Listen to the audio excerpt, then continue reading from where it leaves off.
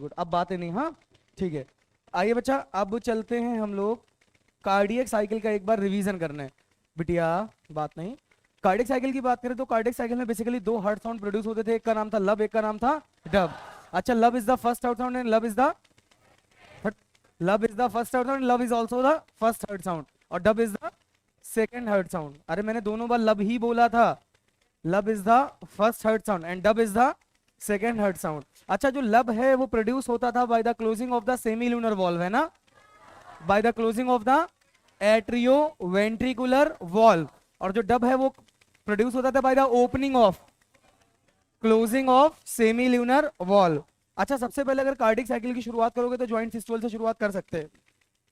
Systole आता ही नहीं है कभी ज्वाइंट, कैसे छोटी छोटी गलतियां कर रहे हो, ज्वाइंट सिस्टोल कभी आ ही नहीं सकता है। ज्वाइंट डायस्टोल से शुरुआत करते हैं। ज्वाइंट डायस्टोल का मतलब एट्रिया भी रिलैक्स, वेंट्रिकल भी रिलैक्स, और atrioventricular valves are open, और इस वजह से 30% ब्लड नॉर्मली जाता है। गर्दन तोड़ देंगे जिसकी हिल रही है। 70 की 30, 70%, वेरी गुड। 70% एट्रिया से वेंट्रिकल में ब्लड जा रहा होता है नॉर्मली। उसके बाद मैं बात करूं तो आपका एसए नोड इम्पल्स पैदा करेगा, एसए नोड से एवी नोड, और एट्रिया क्या कर जाएगा, कॉन्ट्रैक्ट या एट्रियल सिस्टोल। उसकी वजह से 30% बचा हुआ ब्लड प्रेशर के साथ चला जाएगा वेंट्रिकल से एट्रिया से वेंट्रिकल में, हाँ या ना, ठीक। अब क्या होगा बच्चा, इधर एट्रिया रिलैक्स कर रहा होगा, उधर वेंट्रिकल कॉन्ट्रैक्ट कर रहा होगा, मतलब एट्रियल डायस्टोल, और साइमल्टेनियसली उधर क्या हो रहा होगा, वेंट्रिकुलर सिस्टोल। और वेंट्रिकल सिस्टोल करेंगे तो इस वजह से सबसे पहले क्या होगा, एट्रियो वेंट्रिकुलर वॉल्व क्लोजेस। मालिक वो बाद में पढ़ लेना, हमसे सुनो ना पहले, आंसर कहीं नहीं देते हो। अब पढ़ा थोड़ी ना, रिवीजन करा रहा हूं तो आंसर दो ना। एट्रियो वेंट्रिकुलर वॉल्व क्लोजेस और सेमी लूनर ओपन। तो ब्लड कहां चला जाएगा, पल्मोनरी आर्टरी के थ्रू बॉडी में, और एओर्टा के थ्रू लंग्स में। पल्मोनरी आर्टरी के थ्रू होता हुआ लंग्स में, और एओर्टा के थ्रू होता हुआ बॉडी में। क्लियर ना। उसके बाद वेंट्रिकल क्या करेंगे, नॉर्मली रिलैक्स हो जाएंगे। जितना एक वेंट्रिकल ब्लड निकालता है एक बार में उसको हम लोग बोलते हैं स्ट्रोक वॉल्यूम। पढ़ाया था कि नहीं पढ़ाया था। और एक मिनट में जितना वेंट्रिकल एक वेंट्रिकल ब्लड निकाल सकता है उसको हम लोग क्या बोलते हैं, cardiac output. Stroke volume into heart beat बराबर कार्डियक आउटपुट। अच्छा, अगर एक बंदा है उसकी हार्ट बीट 120 है, सर मर जाएगा बेचारा, रहने दो, थोड़ी कम करो। अगर एक बंदा उसकी हार्ट बीट मान लो 85 क्यों कर दो, 90 कर दो, हार्ट बीट एक 90 है और कार्डियक आउटपुट 6 लीटर है, बताओ उसका स्ट्रोक वॉल्यूम कितना होगा, 6000 ml अपॉन 90। समझ गए ना। अच्छा, स्ट्रोक वॉल्यूम 70 है और हार्ट बीट 72 है, तो जो है आपका कार्डियक आउटपुट कितना आएगा, 5040। लगभग लगभग नॉर्मल ह्यूमन बीइंग का कितना होता है, 5 लीटर। अब conduction system of the heart पता है कि नहीं पता है, बोलो नहीं पता है, मुंह तोड़ दिए जाएंगे। SA node, AV bundle, bundle of और पुरकिंजे फाइबर। इलेक्ट्रिकल इंपल्स पैदा कौन करता है, जनरेट कौन करता है, pacemaker of the heart कौन कहलाता है, pace setter of the heart कौन कहलाता है, हाँ। अच्छा, हार्ट ऑफ द हार्ट कौन कहलाता है, पक्का, ठीक है। और रेगुलेशन कौन करता है, AV node. Fastest electrical conduction, जब ऐसे नोड इंपल्स पैदा करेगा तब कौन कॉन्ट्रैक्ट करेगा, एट्रिया। और जब एवी नोड से AV bundle, bundle of Purkinje fibre तक जाएगा तब कौन कॉन्ट्रैक्ट करेगा, वेंट्रिकल। फास्टेस्ट इलेक्ट्रिकल मतलब सॉरी फास्टेस्ट छोड़ो, ऐसे नोड से एवी नोड तक फास्ट होता है और एवी नोड के बाद से कंडक्शन क्या कर दिया था, थोड़ा स्लो, क्योंकि ऐसा ना हो तब तक क्या उसको मौका मिल जाए कि एट्रिया कॉन्ट्रैक्ट करके रिलैक्स कर रहे हो और इधर वेंट्रिकल क्या करने लगे, कॉन्ट्रैक्ट। ये मौका मिल जाए इसलिए क्या कर दिया, थोड़ा सा वहां पे स्पीड को स्लो डाउन कर दिया था, जगह चेंज कर दी तुमने। हाँ बेटा, कैप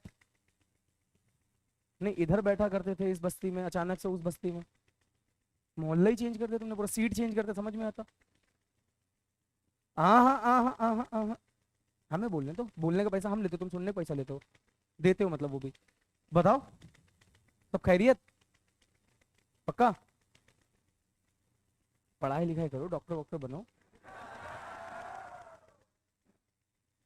आज आंसर नहीं आ रहा क्या, जो छुप के बैठे हो, पिलर है पिलर के पीछे छुप गए हो, आंसर दे दो, तुम्हें इधर अच्छा लगता था।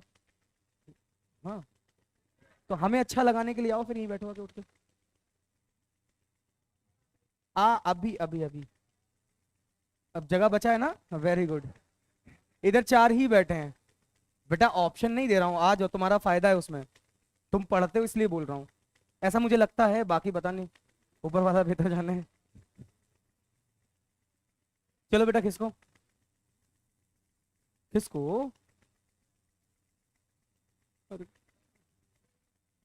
तुम ही को बोल रहे हैं चाचा, खिसक जाओ। Very good.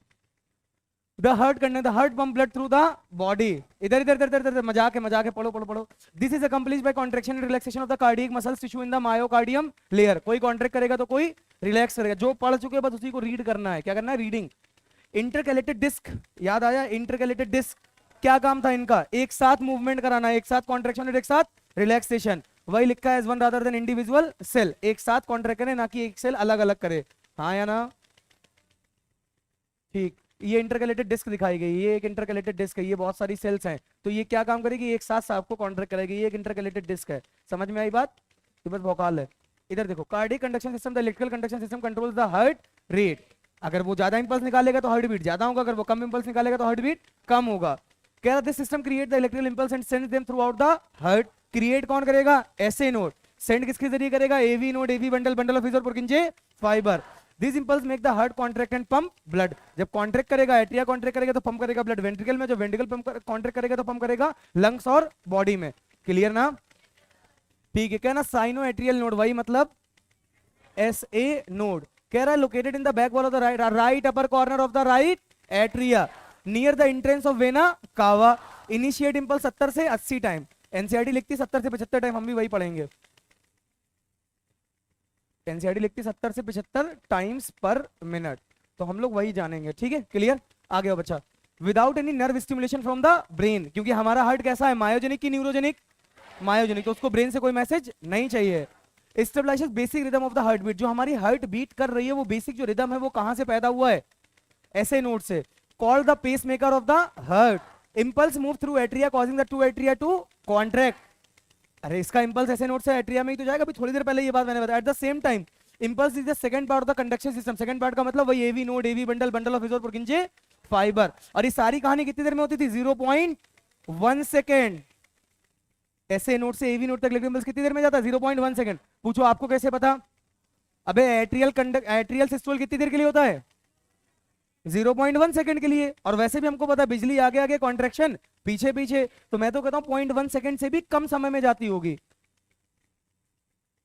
अच्छा, ventricle systole 0.3 second, atrial diastole 0.7, ventricular diastole 0.5, joint diastole 0.4। Very good. AV node located in the bottom of the right atrium near the septa, तभी तो नाम आया AV, atrio ventricular node. Located in the bottom of the right and near the septum. Cells in the AV node conduct impulse more slowly. अभी थोड़ी देर पहले बताया, क्योंकि there is a delay impulse travel through the node. इससे क्या होगा? Time मिल जाएगा एट्रिया को अपना कॉन्ट्रैक्शन फिनिश करने के लिए, जिससे पहले कि वेंट्रिकल कॉन्ट्रैक्ट करना शुरू करें। अरे अगर स्लो कर देगा तो एट्रिया को रिलैक्स करने का टाइम मिल जाएगा और वेंट्रिकल तब तक क्या कर देगा? कॉन्ट्रैक्शन शुरू करे। अगर ये कंडक्शन फास्ट होता तो एट्रिया रिलैक्स हो नहीं पाता, उधर वेंट्रिकल कॉन्ट्रैक्ट होने लगता, और वो कंडीशन बन जाती कौन सी? ज्वाइंट सिस्टोल की, और फिर हमें दिक्कत हो जाती। समझ में आई बात? ठीक है। एसए नोड, एवी नोड, उसके बाद आपका एवी बंडल, फिर उसके बाद बंडल ऑफ हिज। अब एक तरफ राइट चला गया तो एक तरफ लेफ्ट चला गया, तो राइट बंडल ऑफ हिज और लेफ्ट बंडल ऑफ हिज, और ये क्या पाए गए? Purkinje fibre. बोलो। क्लियर? वही लिखा है, sinoatrial node, SA node, atrio ventricular node, AV node, right bundle branch, left bundle branch. किधर गई? Left bundle branch, bundle of His और पुरकिंजे फाइबर। क्लियर है ना? हाँ हाँ हाँ। नहीं, नीट में फिगर सिर्फ एनसीईआरटी का आएगा, याद रखना। कभी भी कोई भी फर्जी डायग्राम आपको नहीं याद करना। मैं कभी बोलता हूँ इस डायग्राम को आप रट लो, देख लो, कोई फोकस नहीं करता। जो एनसीईआरटी का डायग्राम होता है मैं वो बोलता हूँ इसको फोकस कर लो बेटा, यहाँ पे ए लिख के आएगा, बी लिख के आएगा। एलवलाई वाला याद है? बोला था यहाँ पे जो आएगा मैं वो बोल दूंगा, टेंशन मत लो। एग्जाम से रिलेटेड जितने क्वेश्चन बन सकते हैं जिस टॉपिक से, सारे आपको मैं बता दूंगा। जैसे मैंने इलेक्ट्रिकल कंडक्शन पढ़ाते टाइम मैंने बताया था, कार्डियक साइकिल बताया था कि ये पूछ लेगा, क्लोजर की ओपनिंग सब पूछेगा, ये डायग्राम नहीं पूछेगा। डायग्राम सिर्फ एक पूछे जो आपका एनसीईआरटी में दिया गया, वही डायग्राम नीट में आते हैं, आज तक रिकॉर्ड है। कोई फर्जी डायग्राम बाहर से उठ के नहीं आता है, ठीक है? क्योंकि साफ साफ है यार एनटीए के ब्रोशर में अकॉर्डिंग टू एनसीईआरटी, तो डायग्राम तो नहीं देगा। Bundle of his from the AV node impulse travel through to the right and left bundle branches. These branches extend to the right and left side of the septum and bottom to the heart. और ये क्या बना लेगा? पुरकिंजे fibre. अरे bottom to the heart मतलब वही ventricle, और क्या बना लेगा, पुरकिंजे फाइबर। वही सारी चीजें दिखाई गई हैं, ऐसे नोड दिखाया है, एवी नोड दिखाया है, यहाँ से इलेक्ट्रिकल इंपल्स जा रहा है, एवी बंडल दिखाया, बंडल ऑफ हिस दिखाया, फिर उधर पुरकिंजे फाइबर दिखाया है, हाँ या ना, ठीक। Atrioventricular bundle. These branches allot from the Purkinje fiber that transmit the impulses to the myocardium, मतलब muscle tissue. The bundle of his bundle branches and Purkinje fiber transmit quickly and cause both ventricles to contract at the same time. जैसा कि same time पे contract, जैसा कि लगता है phone tree contract कर रहा हो। मतलब फोन ट्री का मतलब है कि जो आपका एक फोन होता है, अगर आप कहीं भी लगाते हो, चाहे दो फोन अगर आपके पास है, तो एक इससे फोन लगाओ, इससे फोन लगाओ, दोनों सेम टाइम पे लग जाते हैं, तो दोनों वेंट्रिकल एक साथ कॉन्ट्रैक्ट करेंगे और एक साथ रिलैक्स करेंगे। कुल मिला के इसका इतना सा मतलब है। अरे हाँ या ना, कोई पेड़ ऐसा नहीं जिसपे फोन लगते हो। As the ventricle contract, blood is forced out through the semilunar valve into the pulmonary tank and the aorta. जब कौन कॉन्ट्रैक्ट करेगा, वेंट्रिकल। सही बात है। कह रहा after the ventricle complete their contraction phase they relax, relax कर जाएंगे और ऐसे नोट फिर से इलेक्ट्रिकल इंपल्स पैदा करना शुरू कर देगा। मतलब यहां तक जैसे ही वेंट्रिकल रिलैक्स करेंगे, एक कार्डियक साइकिल खत्म हो जाएगी। क्या ये बात सही है? वेंट्रिकल कॉन्ट्रैक्ट करने के बाद रिलैक्स करेंगे तो एक कार्डियक साइकिल खत्म हो जाएगी, क्योंकि ज्वाइंट डायस्टोल आ जाएगा। कहाँ, नीचे देख रहे हो बे, सामने देखो ना भाई, मतलब बे कुछ नहीं, सामने देखो। SA node initiate another impulse to start another cardiac cycle, लिखा है वही सेम बात। अब ये सीक्वेंस लिखा है SA, node AV node bundle of His, AV bundle bundle of His और पुरकिंजे फाइबर, फिर वही डायग्राम। अब आता है cardiac cycle. Cardiac cycle revise है ना पूरा, एक बार देख लो, शायद मैंने दिखाया नहीं था ना। कार्डियक साइकिल में दो फेज होते हैं, एक को बोलते डायस्टोल, एक को बोलते सिस्टोल। डायस्टोल का मतलब पीरियड ऑफ रिलैक्सेशन, सिस्टोल का मतलब पीरियड ऑफ कॉन्ट्रैक्शन। सीक्वेंस कह रहा है, कह रहा है एट्रियल कॉन्ट्रैक्ट करेगा, सही कह रहा है क्या? अरे पहले ऐसे नोड से एवी नोड पे इलेक्ट्रिकल इंपल्स जाएगा, तो जाहिर सी बात है पहले एट्रिया कॉन्ट्रैक्ट करेगा। उधर वेंट्रिकल कॉन्ट्रैक्ट कर रहा होगा, इधर एट्रिया रिलैक्स कर रहा होगा, लेकिन हमको दिखता कौन है, सिर्फ वेंट्रिकल का कॉन्ट्रैक्शन, एट्रिया का रिलैक्सेशन नहीं दिखता है। तो वेंट्रिकुलर सिस्टोल, फिर क्या होगा, वेंट्रिकल डायस्टोल करेगा, एट्रिया ऑलरेडी डायस्टोल हो गया होगा, क्या कंडीशन आ जाएगी, ज्वाइंट डायस्टोल। मैं तो कहता हूं हम लोगों ने ज्यादा अच्छा पढ़ा था। ज्वाइंट डायस्टोल से शुरू किया, एट्रिया कॉन्ट्रैक्ट किया, वेंट्रिकल कॉन्ट्रैक्ट किया, एट्रिया रिलैक्स किया, ज्वाइंट डायस्टोल पे आके खत्म कर दिया। याद आया, याद आया। अच्छा एक बात बताओ, एट्रियल सिस्टोल के दौरान कौन से वॉल्व खुलेंगे या बंद होंगे? ना कोई खुलेगा ना कोई बंद होगा, जो चीज नॉर्मल होगी। एट्रिया के सिस्टोल की वजह से कुछ भी चेंजमेंट नहीं होता है वॉल्व के अंदर। तुम कहोगे एट्रियो वेंट्रिकुलर वॉल्व खुल जाते होंगे, तो भैया 70% तो पहले ही जा रहा था ना एट्रिया के सिस्टोल से, इसका मतलब पहले ही से दरवाजा खुला था। एट्रियल सिस्टोल से नॉर्मली, एट्रियल सिस्टोल से पहले नॉर्मली ब्लड कितना जाता था, इसका मतलब दरवाजा खुला था कि बंद था?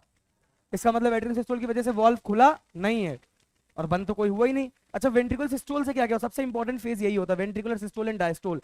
वेंट्रिकुलर सिस्टोल होगा तो एट्रियो वेंट्रिकुलर वॉल्व बंद और सेमील्यूनर ओपन, और वेंट्रिकुलर डायस्टोल तो सेमील्यूनर बंद और ये वाले ओपन। क्लियर है ना?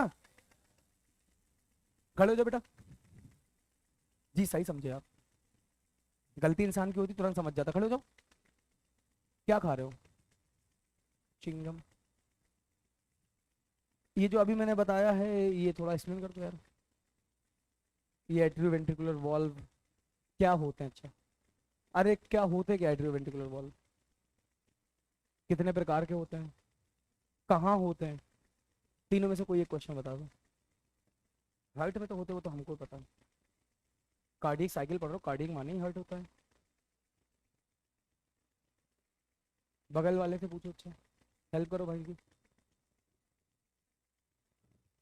अरे तुम्ही से पूछ रहा हूँ बेटा, ऑप्शन थोड़ी दे रहा हूँ, बगल में तुम ही बैठो, कोई और बैठा है? अरे खड़े हो जाओ। कह रहा नहीं मैं नहीं बताऊंगा। एट्रियोवेंट्रिकुलर वॉल्व क्या होता है?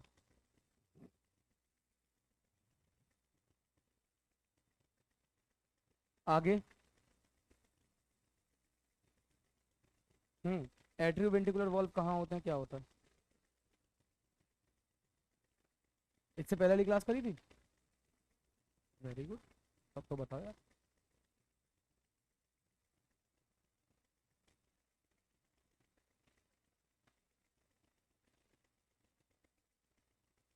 बेटा इधर खड़े हो, शर्ट के बगल में। हम्म ये एट्रियोवेंट्रिकुलर वॉल्व क्या होते हैं, कहाँ होते हैं? ये शर्ट, तुम भी खड़े हो जाओ बेटा। एट्रियो वेंट्रिकुलर वॉल्व कहाँ होते हैं? इनके दो एग्जांपल्स हैं, मतलब वो बता दो खाली। सीधा खड़ा हो जा मोटे, तगड़ा बहुत तेज। बस बकवास नहीं चाहिए, शांत हो जाओ एकदम, अब नहीं सुनना। अच्छा बताओ, ट्राइक स्पीड कहाँ होता है, बाइक स्पीड कहाँ होता है? घबरा क्यों रहे हो, मारा मैंने क्या? हाँ, वेरी गुड। अच्छा बाइक स्पीड का एक दूसरा नाम होता है, टोपी की शेप का बताया था, याद करो। उसको बोलने दोगे? बताओ बताओ बताओ। अच्छा कितने परसेंट जो है एरिया से ब्लड नॉर्मली जाता है और कितने परसेंट प्रेशर के साथ जाता है? हाँ वेरी गुड। और प्रेशर के साथ? हाँ। अबे 70% चला गया नॉर्मली, तो बचा 100 से कितना है? 30 बचा ना। बैठ जा। डर की गोली खा के आते हो क्या सुबह? खड़े हो तो। ये सिस्टोल क्या है?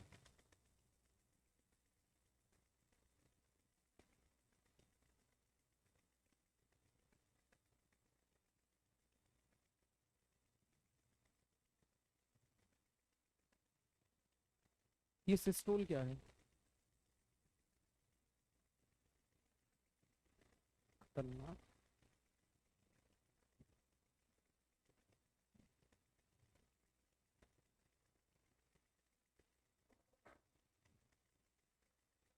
ये सिस्टोल क्या है? क्लास में नहीं ऐसे रखोगे, ऑफिस में जाएगा दोबारा नहीं मिलेगा, अब तो सिर्फ फेंका है, वो भी इज्जत से। सिस्टोल क्या होता है सिस्टोल? पढ़ भाई, बैठ के पढ़ ना, क्या कर रहा है?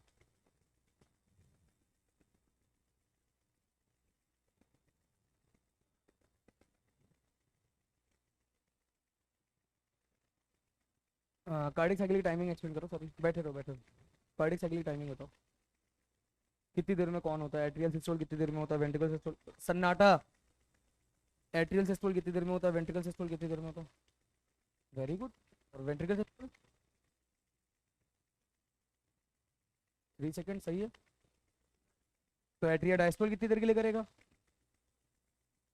7। और वेंट्रिकल डायस्टोल कितनी देर के लिए करेगा? 0.8 से 0.3 माइनस करो, कितना बचेगा? हाँ ठीक है। इधर खड़ो जाओ कोने में, लास्ट चश्मा। ये कार्डिक साइकिल का टोटल टाइम पीरियड कितना है? 0.13। सही है। नया टाइम। डर की गोली खाई थी क्या सुबह? तो सही बताओ ना जो आता है, डर क्यों रहे हो? अभी जस्ट थोड़ी देर पहले मैंने इस बच्चे से आंसर पूछते टाइम बोला उसका टाइम, जस्ट अभी, मतलब 1 मिनट भी कंप्लीट नहीं हुआ होगा। तुम्हें सिस्टोल नहीं पता क्या होता है रियली?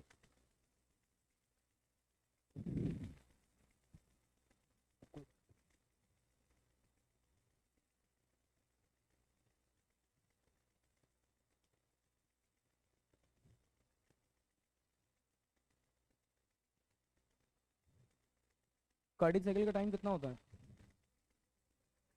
जिससे पूछ रहा हूँ वही बताओ। 0.8 सेकेंड, ठीक है। कार्डिक साइकिल में कितनी बार एट्रियोवेंट्रिकुलर वॉल्व ओपन होते हैं और कितनी बार क्लोज होते हैं? आउट ऑफ क्लास नाउ, फालतू पिट जाओगे, जाओ तुरंत बाहर निकलो, जितने लोग खड़े हैं तुम्हें छोड़ के, राइट नाउ। गुस्सा बहुत तेज आ रहा है, हाथ इसलिए जेब में डाल लिया मैंने, मन कर धमाधम धमाधम धमाधम धमाधम, लेकिन छोड़ो। बोलना भाई, एक बार खुलेंगे और एक बार, या सिर्फ खुलेंगे या सिर्फ बंद होंगे? क्लास के बाहर जाइए सभी लोग, और बुक लेके जाओ अपनी, और जब तक कार्डियक साइकिल कंप्लीट नहीं होगी तब तक मेरी क्लास दोबारा नहीं करोगे, चाहे लाइफ टाइम लग जाए चाहे साल भर लग जाए। और जूलॉजी की फीस वापस चाहिए मुझे बोल देना, मैं अपनी सैलरी से निकाल के दे दूंगा, लेकिन जूलॉजी दोबारा क्लास नहीं करोगे अगर कार्डियक साइकिल कंप्लीट नहीं होगी। हाँ 2 मिनट में सुनाओ, 10 मिनट में सुनाओ, पूरी कार्डिक साइकिल तैयार करो। हाँ बैठो। सही है, मतलब मैं पूरा कार्डिक साइकिल से पढ़ा रहा हूँ, तुम्हें सिस्टोल का मतलब नहीं पता है। दरवाजा बंद करो तो। हाँ, क्या क्या कर सकते हो, ऑप्शन क्या क्या है?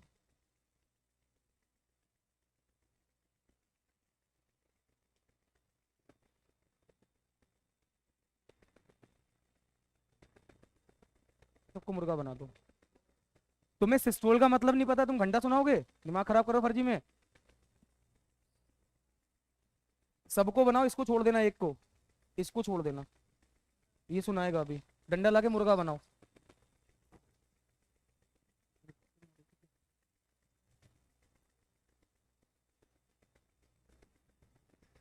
नॉर्मल। हद है भाई, मतलब कतई कतई, मतलब धो के पी लिया ऐसे समझो। तो सामने लिखा है सिस्टोल का मतलब कॉन्ट्रैक्शन होता है, मतलब ऐसे ऐसे शब्द आ रहे हैं अंदर से मेरे।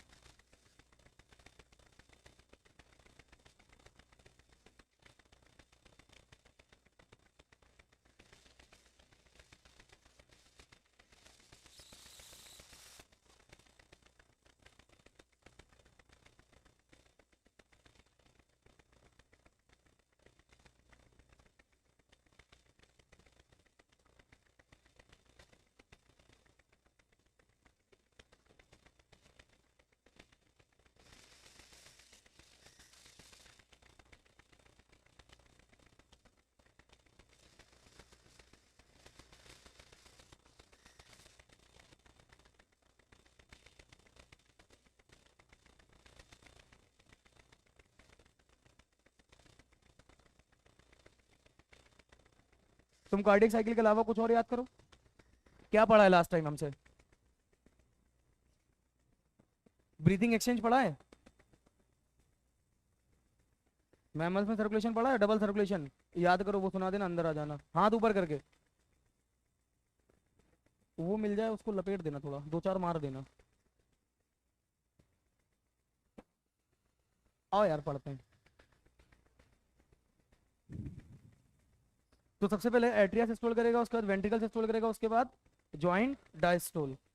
अच्छा ठीक है, कह रहा cardiac cycle is the mechanical sequence of events as blood enters the atria and leaves the ventricle. Atria में ब्लड जाता है, उसके बाद वेंट्रिकल से बाहर निकलता है, इसी को तो हम लोग पढ़ते हैं कार्डियक साइकिल के अंतर्गत। Events include change in the pressure in different chambers of the heart. Pressure different होगा, प्रेशर कैसे डिफरेंस होगा? जब आपका वॉल्यूम बढ़ेगा घटेगा तो प्रेशर चेंज होगा। Changes in the volume in different chambers of the heart, volume अगर बढ़ रहा है तो प्रेशर कम हो रहा है, वॉल्यूम और घट रहा है तो प्रेशर ज्यादा हो रहा है। Changes in the aortic pulmonary arteries, वही एओर्टा और पल्मोनरी आर्टरी में चेंज होगा, कभी उसका वॉल्व खुलेगा कभी उसका वॉल्व ओपन होगा। हार्ट साउंड्स आएंगे, ईसीजी हम लोग बाद में देखेंगे, ये अलग सा टॉपिक है हमारा, ठीक है बच्चा? अभी इसको कार्डियक साइकिल को खत्म करके तब हम लोग ईसीजी देखेंगे, ये मत देखना, जब बोल दिया ईसीजी बाद में देखेंगे। कह रहा है atrial systole occurs toward the end of the ventricular diastole completing the filling of the ventricle. कह रहा है एट्रियल सिस्टोल कब होता है? जब एंड ऑफ वेंट्रिकल डायस्टोल, मतलब जब वेंट्रिकल आराम से रिलैक्स हो चुके होते हैं, तब कौन होता है? Atrial systole. उससे क्या होता है? Filling of the ventricle complete हो जाती है। 70% की 100%? 70%, वेरी गुड। ईसीजी बाद में देखेंगे।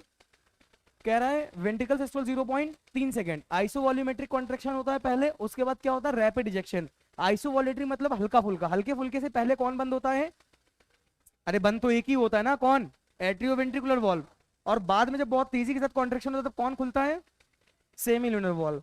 इन ईसीजी इसको छोड़िए। वेंट्रिकुलर डायस्टोल 0.5 सेकंड, आइसोवॉल्यूमेट्रिक पहले रिलैक्सेशन होगा, फिर क्या होगा? Rapid filling. फिलिंग मतलब ब्लड कहां से कहां आएगा? एट्रिया से वेंट्रिकल में। स्लो फिलिंग, पहले धीमे धीमे फिलिंग हो रही होगी, और 70% धीमे ही होती है ना, उस प्रोसेस को बोलते हैं डायस्टेसिस। क्या बोलते हैं? आपको याद नहीं करना है, वो जितना मैंने नोट्स में लिखा रखा है ना, वो बोर्ड पूरा भरा था, बस वही याद करना है आपको, वही लिखना है।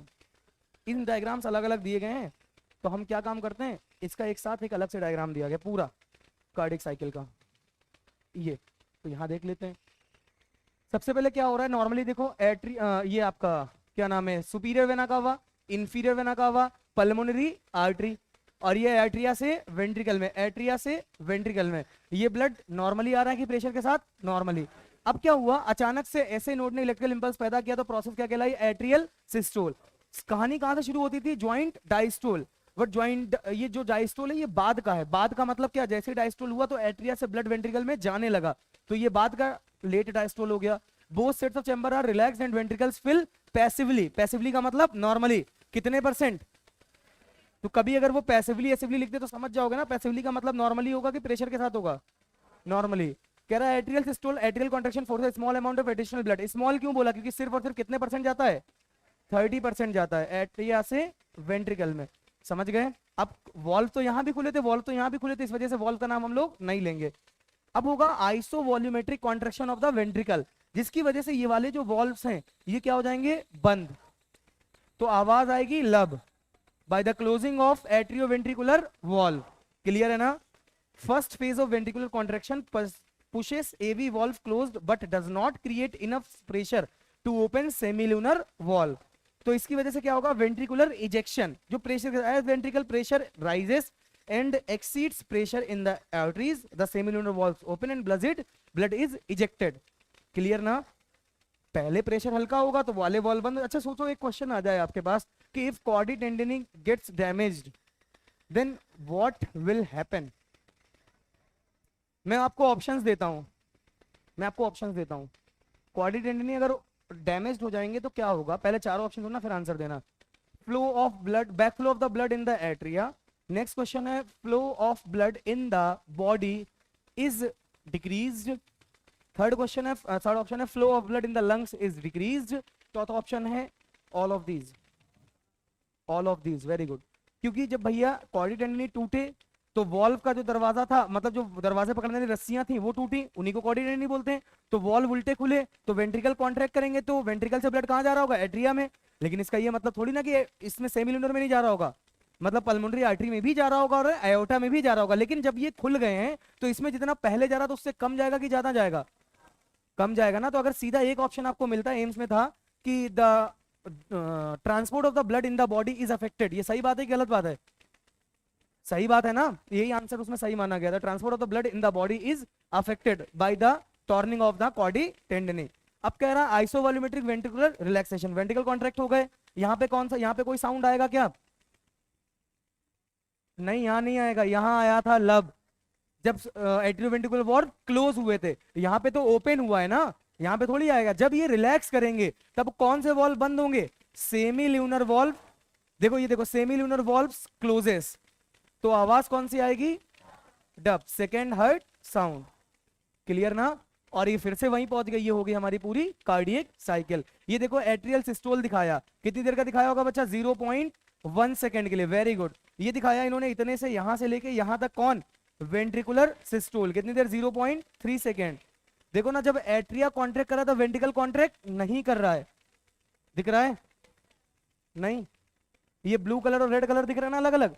अब देखो यहाँ पे क्या हुआ, वेंट्रिकल यहां से यहां तक पूरा क्या करेगा? रिलैक्स। कितनी देर बची? 0.3 सेकेंड। ये पूरा टोटल टाइम कितना? 0.8 सेकेंड। तो 0.3 सिस्टोल किया, बाकी 0.5 क्या किया? डायस्टोल।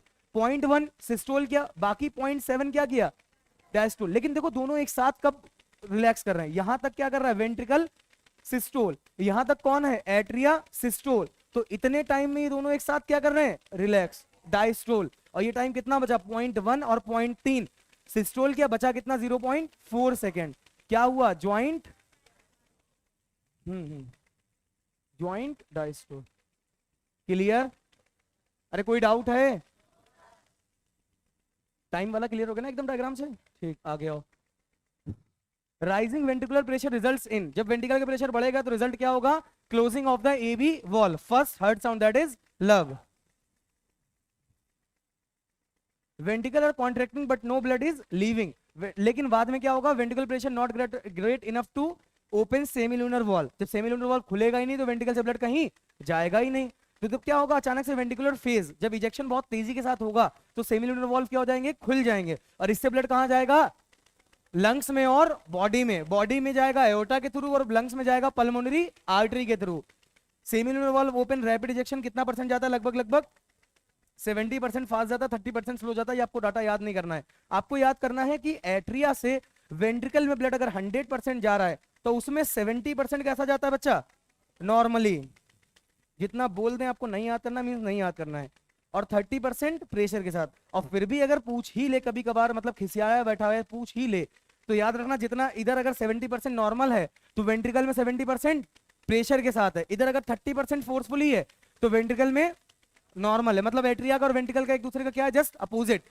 एट्रिया से वेंट्रिकल में ब्लड जाता है नॉर्मली 70%, लेकिन वेंट्रिकल से बॉडी या लंग्स में जाता है 70% प्रेशर के साथ। हाँ या ना, हमारे यहाँ 30% एट्रिया से वेंट्रिकल में जाता है नॉर्मली, लेकिन उधर 30% कैसा जाता है, नहीं हमारे यहाँ 30% जाता है प्रेशर के साथ, हमारे यहाँ मतलब एट्रिया से वेंट्रिकल में, तो वहां पर 30% कैसे जाएगा, स्लो। क्या हुआ तुम्हें, सर दर्द, बुखार, जुकाम है, हमें भी है। पढ़ो, सच में जुकाम है, सर अलग से दर्द कर रहा है। एक बार दो बार रिवाइज करो कहना, कम से कम खत्म तो कर ले topic. Isovolumetric relaxation, volume does not change as ventricle relax. कह रहा है आइसोवॉल्यूमेट्रिक का मतलब है जब आपका वॉल्यूम धीमे धीमे बढ़ रहा है, तो कह रहा है volume does not change as ventricle relax, pressure drops and AV valves open. जैसे थोड़ा थोड़ा कर रहे हैं तो वॉल्यूम ज्यादा बढ़ नहीं रहा, प्रेशर कम हो गया तो क्या हुआ, एवी वॉल्व खुल जाएंगे। तो एवी वॉल्व खुले कब, जब वेंट्रिकल रिलैक्स किया, इतना याद रखो। कह रहा वेंट्रिकल फिल होने लगेंगे, एवी वॉल्व खुल गए तो जाहिर सी बात है वेंट्रिकल फिल होने लगेंगे, कहां से, एट्रिया से नॉर्मली।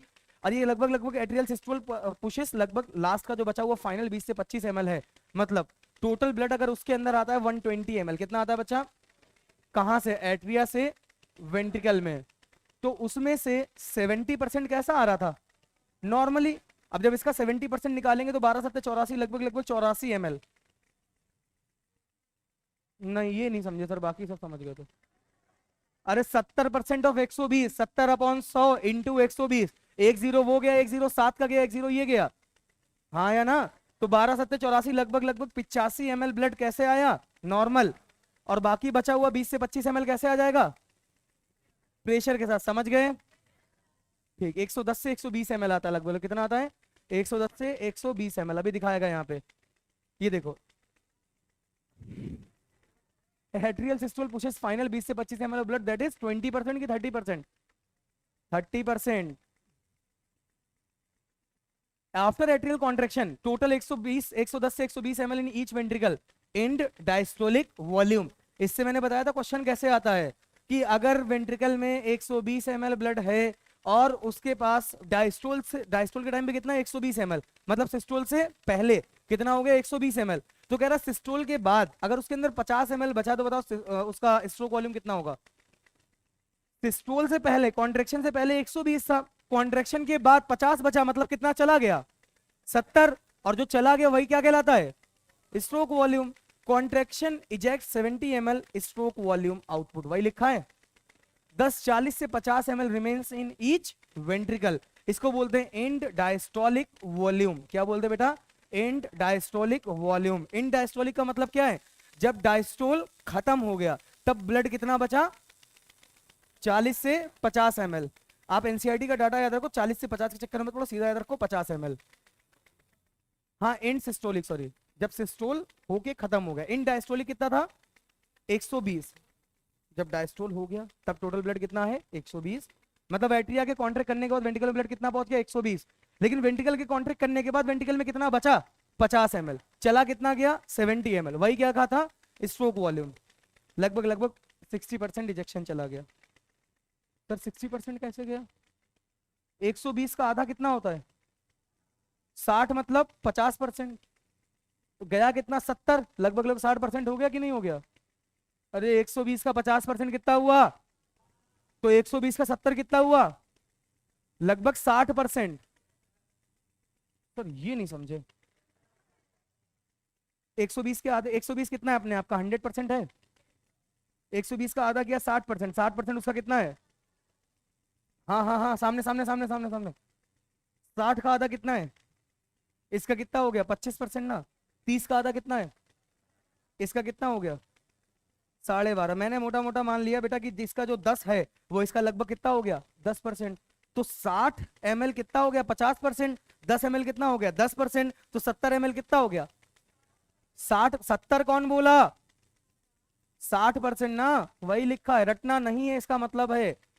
ये पॉइंट आपको नहीं रटना है, आपको इतना रटना है कि क्या नाम है, एट्रिया से वेंट्रिकल में ब्लड नॉर्मली 70% जाता है, प्रेशर के साथ 30% जाता है, टोटल 120 ml वेंट्रिकल में पहुंचता है, और वेंट्रिकल के सिस्टोल के बाद उसमें बचता है 50 ml, मतलब चला जाता है 70 ml। जो चला गया वो स्ट्रोक वॉल्यूम है, स्ट्रोक वॉल्यूम को हार्ट बीट से मल्टीप्लाई करोगे तो आपका बन जाएगा 1 मिनट का कार्डियक आउटपुट। कहानी फिनिश। ये कुछ नहीं उन्होंने पंप लगा के दिखाया है, फर्जी है, कोई मतलब नहीं है।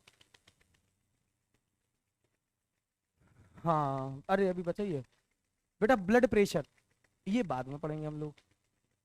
ब्लड प्रेशर अलग से टॉपिक है। हाँ, कह रहा है heart sound. Total 2 heart sound मैंने आपको बताए थे, लेकिन आते 4 हैं। जब वेंट्रिकल एट्रिया में, सॉरी एट्रिया से जब वेंट्रिकल ब्लड जा रहा है तब झरझराहट का झरना जैसा आवाज आता है। लेकिन नॉर्मली हमारे जो डॉक्टर स्टेथोस्कोप से सुनते हैं वो टोटल 2 वॉल्यूम आते हैं, मतलब 2 साउंड आते हैं। और जो आप एमबीबीएस में जाके सुनोगे फोनो कार्डियोग्राफी से, उससे टोटल हार्ट साउंड कितने सुनाई देंगे? 4। लेकिन आपको नीट पूछेगा total heart sound present in the heart, तो कितना आंसर लगाओगे? 4 की 2, 2। कौन कौन? लब एंड डब। कह रहा lub is caused by the opening of the AV valve. Yes sir. सुनते नहीं हो, देख तो लो।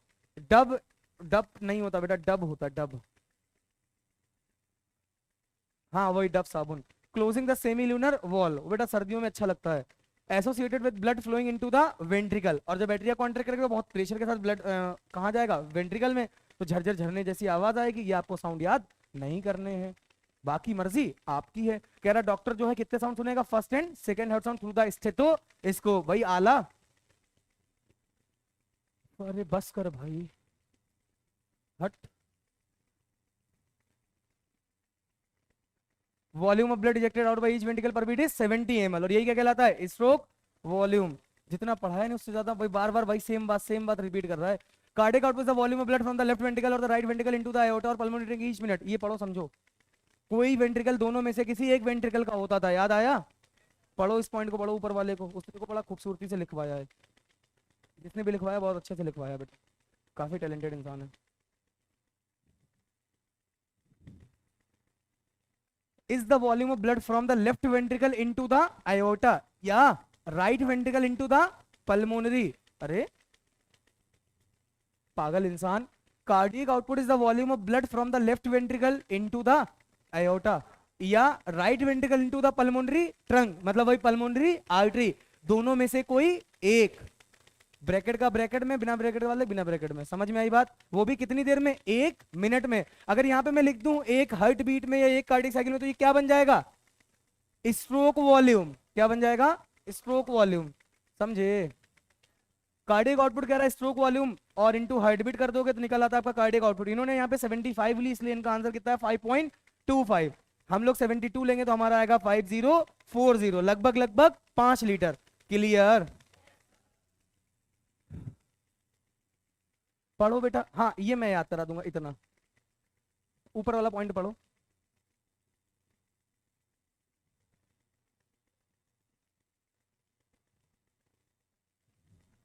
हाँ हाँ।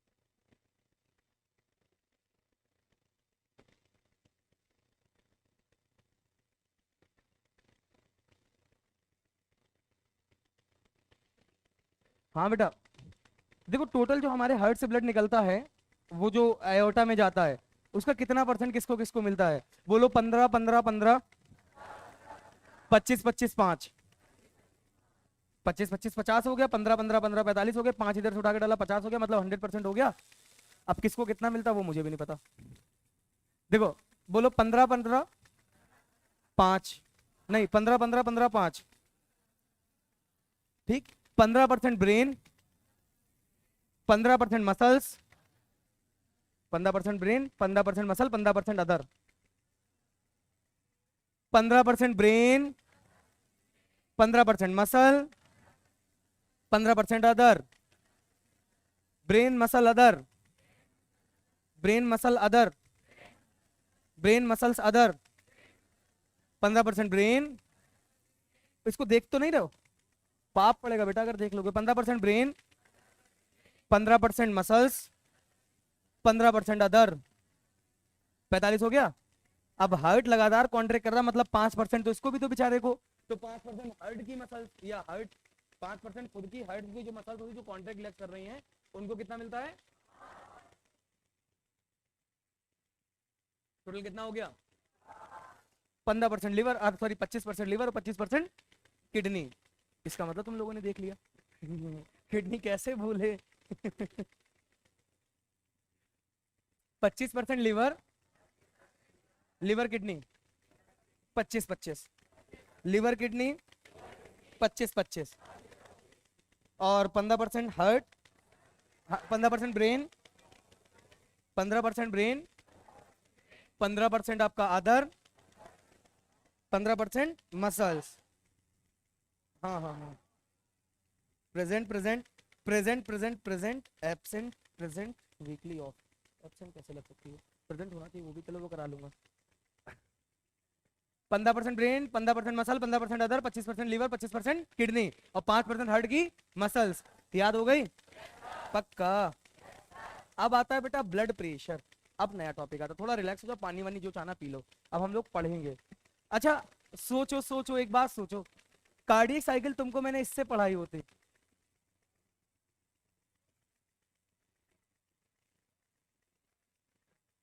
अगले दिन क्या होता?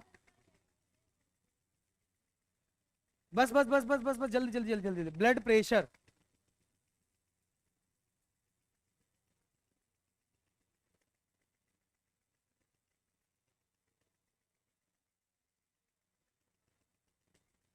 बात करने को नहीं बोला है। अभी लाइट आएगी खुद चल जाएंगे, तो खुद उठ के चला लो बे। पंखा चलाने वाले लग रहे तुम्हें। चलो भाई इधर, ब्लड प्रेशर देखो क्या होता है। अरे चला तो जाओ, गर्मी हो रही बच्चा, अभी एसी चल जाएगी तब बंद करवा देना। देखो ब्लड प्रेशर क्या होता है। प्रेशर का मतलब जानते हो? प्रेशर को फिजिक्स की भाषा में टेंशन भी बोलते हैं। वो टेंशन नहीं जो यहाँ होती है। जैसे मान लो ये पाइप है,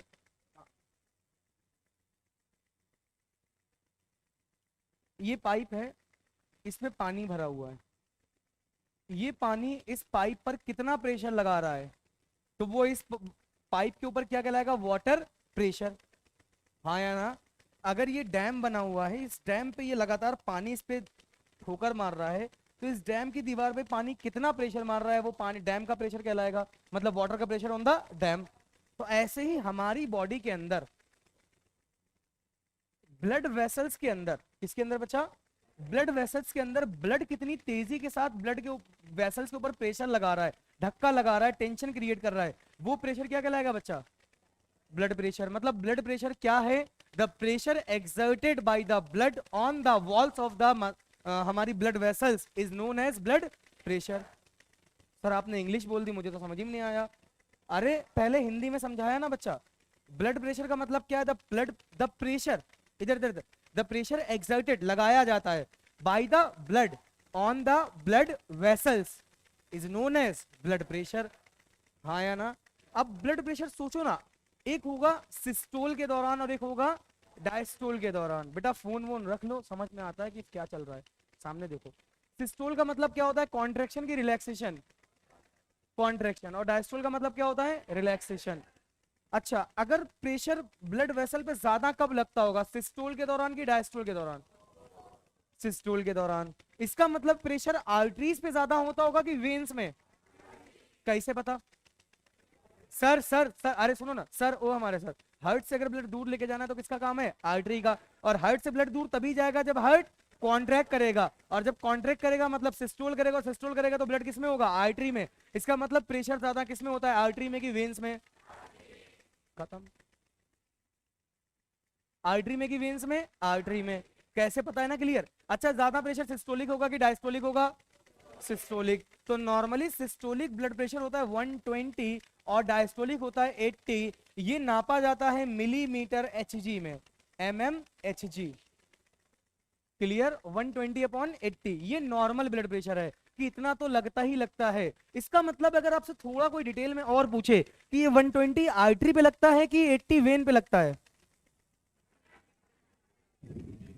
80 वेन पे। कैसे कैसे? क्योंकि 80 वाला तो डायस्टोलिक है ना, जब हार्ट रिलैक्स कर रहे हैं तो वेन तो उल्टा लेके जा रहे हैं, लेकिन ऐसा क्वेश्चन नहीं पूछेगा। इतना याद रखना, 120 बराबर सिस्टोलिक और 80 बराबर। हाँ बच्चा, हाँ ये नॉर्मल ब्लड प्रेशर है जो हमारी बॉडी में नॉर्मली पाया जाता है। यदि बात समझ में आ गई? अच्छा ठीक है, तो एट्रिया में ब्लड प्रेशर सबसे ज्यादा, सॉरी तो ये क्या लिखा है? आर्टरीज, एट्रिया नहीं आर्टरीज, वरना एट्रिया वेंट्रिकल ना समझ लेना मेरी तरह। आर्टरीज में ज्यादा कंपैरिजन टू वेन्स। ओए नहीं, कुछ नहीं, नहीं मैच हुआ। आर्टरीज में ज्यादा, वेन्स में कम।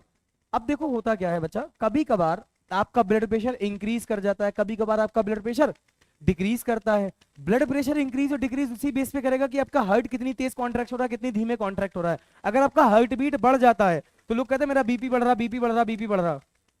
याद आया? वो बीपी क्या है? Blood pressure. अच्छा, वो याद है आपको कि हम लोग हवा का जो वॉल्यूम नापते थे वो किससे नापते थे? स्पाइरोमीटर से। और ब्लड प्रेशर स्फाइग्मोमैनोमीटर। अरे वही लपेट के फिर वो पूरा फुला देता है, स्फाइग्मोमैनोमीटर से। इतनी बात समझ में आई? अब एक डिसऑर्डर होता है इसका केस का, वैसे तो यहाँ डिसऑर्डर नहीं पढ़ाना चाहिए लेकिन दिया गया है तो सुन लो, जिसको हम लोग बोलते हैं हाइपर टेंशन। देखो पहले बिना कॉन्सेप्ट के पढ़ाते हैं, पहले कॉन्सेप्ट से पढ़ाते हैं।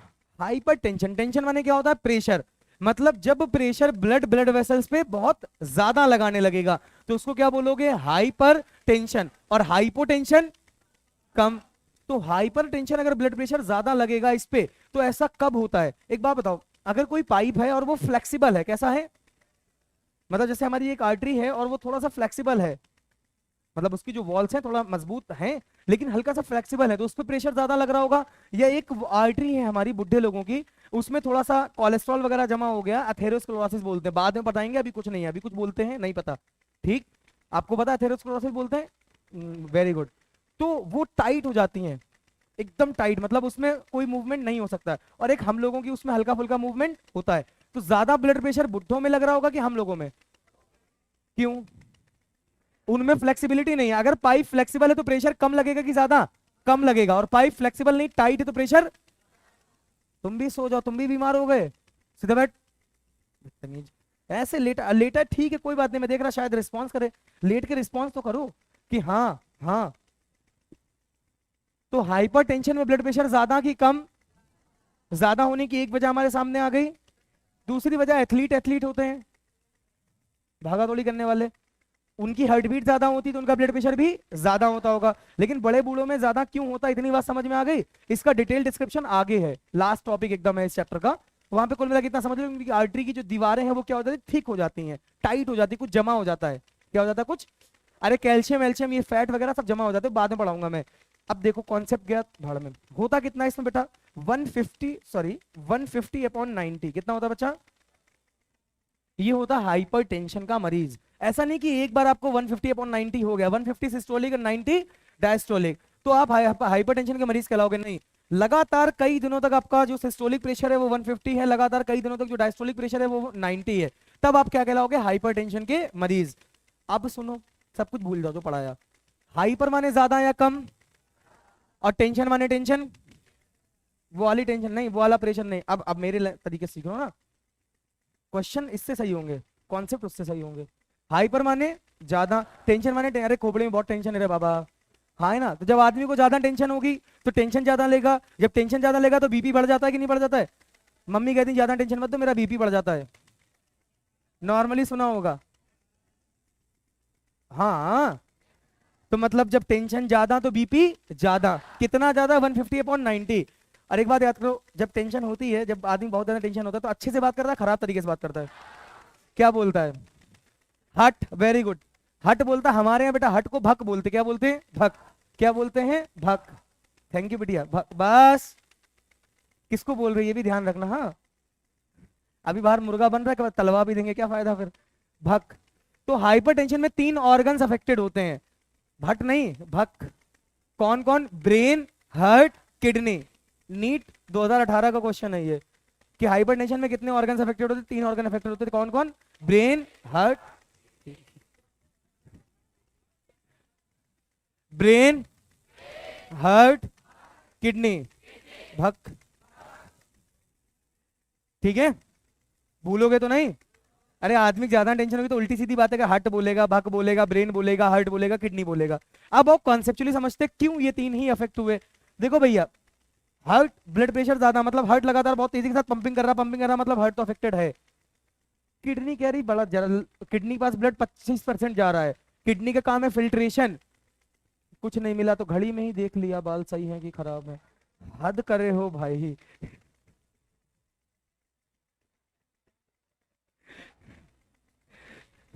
हाँ हाँ हाँ, किडनी पास तक लगातार ब्लड क्या जा रहा है? जा रहा है, जा रहा है। किडनी लगातार फिल्टर कर, किडनी को तेज तेज फिल्टर करने का धीमे धीमे, जल्दी जल्दी काम करना पड़ेगा, तो किडनी अफेक्टेड। ब्रेन कहेगा बॉडी में चल क्या रहा है बे, अरे ब्रेन को सब कुछ कंट्रोल करना है ना, तो ब्रेन भी अफेक्टेड। ये हो गया कॉन्सेप्चुअली, ये हो गया ट्रिक से। टेंशन ज्यादा तो भक बोलोगे, भक बोलोगे मतलब ब्रेन और हार्ट और किडनी अफेक्टेड। कितना होना चाहिए partial pressure, sorry partial pressure बोल रहा हूँ, कितना प्रेशर होना चाहिए? 150/90। 150 is systolic, 90 is diastolic. Very good. The force of blood against the wall of the blood vessels is known as blood pressure. वही लिखा। The pressure of blood in circulatory system depends upon, किस पे depend करता है? इस पे depend करता है कि वेंट्रिकल कितनी तेजी के साथ कॉन्ट्रैक्ट किया, करता है कि नहीं करता है। Changes of the circulatory space due to contraction relaxation of the heart and blood vessel. जो स्पेस उसको मिल रहा है वो कितना ज्यादा मिल रहा है, कम मिल रहा है कि ज्यादा मिल रहा है। पता चला आर्टरी में जो है कोई बीच में आके कोलेस्ट्रॉल आके इकट्ठा हो गया, तो पीछे साइड का प्रेशर बढ़ गया होगा, घट गया होगा, बढ़ गया होगा। Amount of blood entering and leaving a blood vessel, अब ज्यादा ब्लड जाएगा तो ज्यादा प्रेशर होगा, कम ब्लड जाएगा तो कम ब्लड होगा, सॉरी कम प्रेशर होगा। Total blood volume. Viscosity of blood, चिपचिपा है कि नहीं है। इलास्टिसिटी ऑफ ब्लड वेसल, अगर ब्लड वेसल्स इलास्टिक हैं तो ब्लड प्रेशर कम, और ब्लड वेसल्स इलास्टिक नहीं है तो ब्लड प्रेशर ज्यादा। नॉर्मल प्रेशर 120/80, 120 इज सिस्टोलिक, 1 और 80 इज डायस्टोलिक। ठीक है, ये तुम्हारे क्या हुआ बच्चा, कई दिन से देख रहा हूं, तो ठीक हो जाएगा ना, पता है permanent. Systolic pressure is the pressure of blood change the systolic phase. It is the maximum and responsible for movement of blood in the arteries through in the body through the arteries. और अच्छा, normal systolic pressure is 120. Is the blood pressure during the diastolic phase of the heart when blood is received in the heart. जब blood heart तक जा रहा है तब कितने pressure से जा रहा है? 80 से। और जब ब्लड हार्ट से आ रहा है तब कितने प्रेशर से आ रहा है? 120 से। इसका मतलब जब आपके पास कोई आएगा तो बहुत धीमे धीमे आएगा, जब जाएगा तो बहुत तेजी के साथ। हाँ याद रखना। ना ना ना ना ना ना ना ना ना, ये हार्ट है। जब आपके दिल में कोई आता है तो बहुत धीमे धीमे आएगा, 80 mmHg से, चाहे वो सुपीरियर से आए चाहे वो इंफीरियर से आए। कितने mmHg से आएगा? 80 से। लेकिन जब जाएगा तो बहुत तेजी के साथ चला जाएगा, तुमको पता ही नहीं चलेगा, और उस चक्कर में तुमको हो जाएगी टेंशन, वो टेंशन कहलाएगी हाइपर टेंशन, तो तुम्हारा दिमाग और तेज खराब। तब प्रेशर कितना होगा? 150/90। और फिर तुम्हारा ब्रेन भी खराब, हार्ट भी खराब, किडनी भी खराब, तुम भी खराब, जिंदगी खराब। समझ गए? तो इसलिए किसी को आने ही मत दो। हाँ हाँ, बस बस बस बस, ये कॉन्सेप्ट बना लो, जिंदगी का बहुत आगे जाओगे सच में। ब्लड प्रेशर रिप्रेजेंटेड 120/80 mmHg इन हाई ब्लड। अब देखना भाई, मैं घर की बात थोड़ी बता रहा हूँ, यहाँ की बात बता रहा हूँ। आया देखो ना, normal diastolic pressure is received in the heart 80 और गया from the heart 120।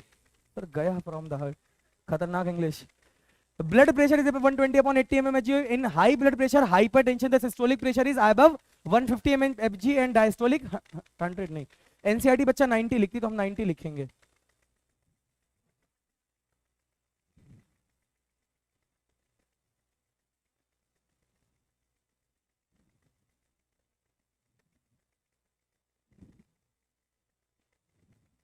One 40 upon 90 लिखे एनसीईआरटी ने, तो बता इधर एनसीईआरटी बेटा लिखती है 140 अपॉन 90, कितना लिखती है 150 नहीं, एनसीईआरटी के हिसाब से ये होता है 140 अपॉन 90, 150 भी नहीं होता है।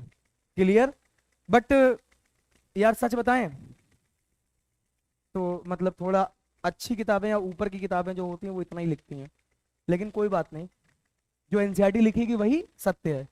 क्लियर ना? क्योंकि वैसे कॉन्सेप्ट क्या है वो आपको पता है, लेकिन नीट वही मानेगा जो उसने लिखा है। क्लियर ना? तो 140 अपॉन 90 बेटा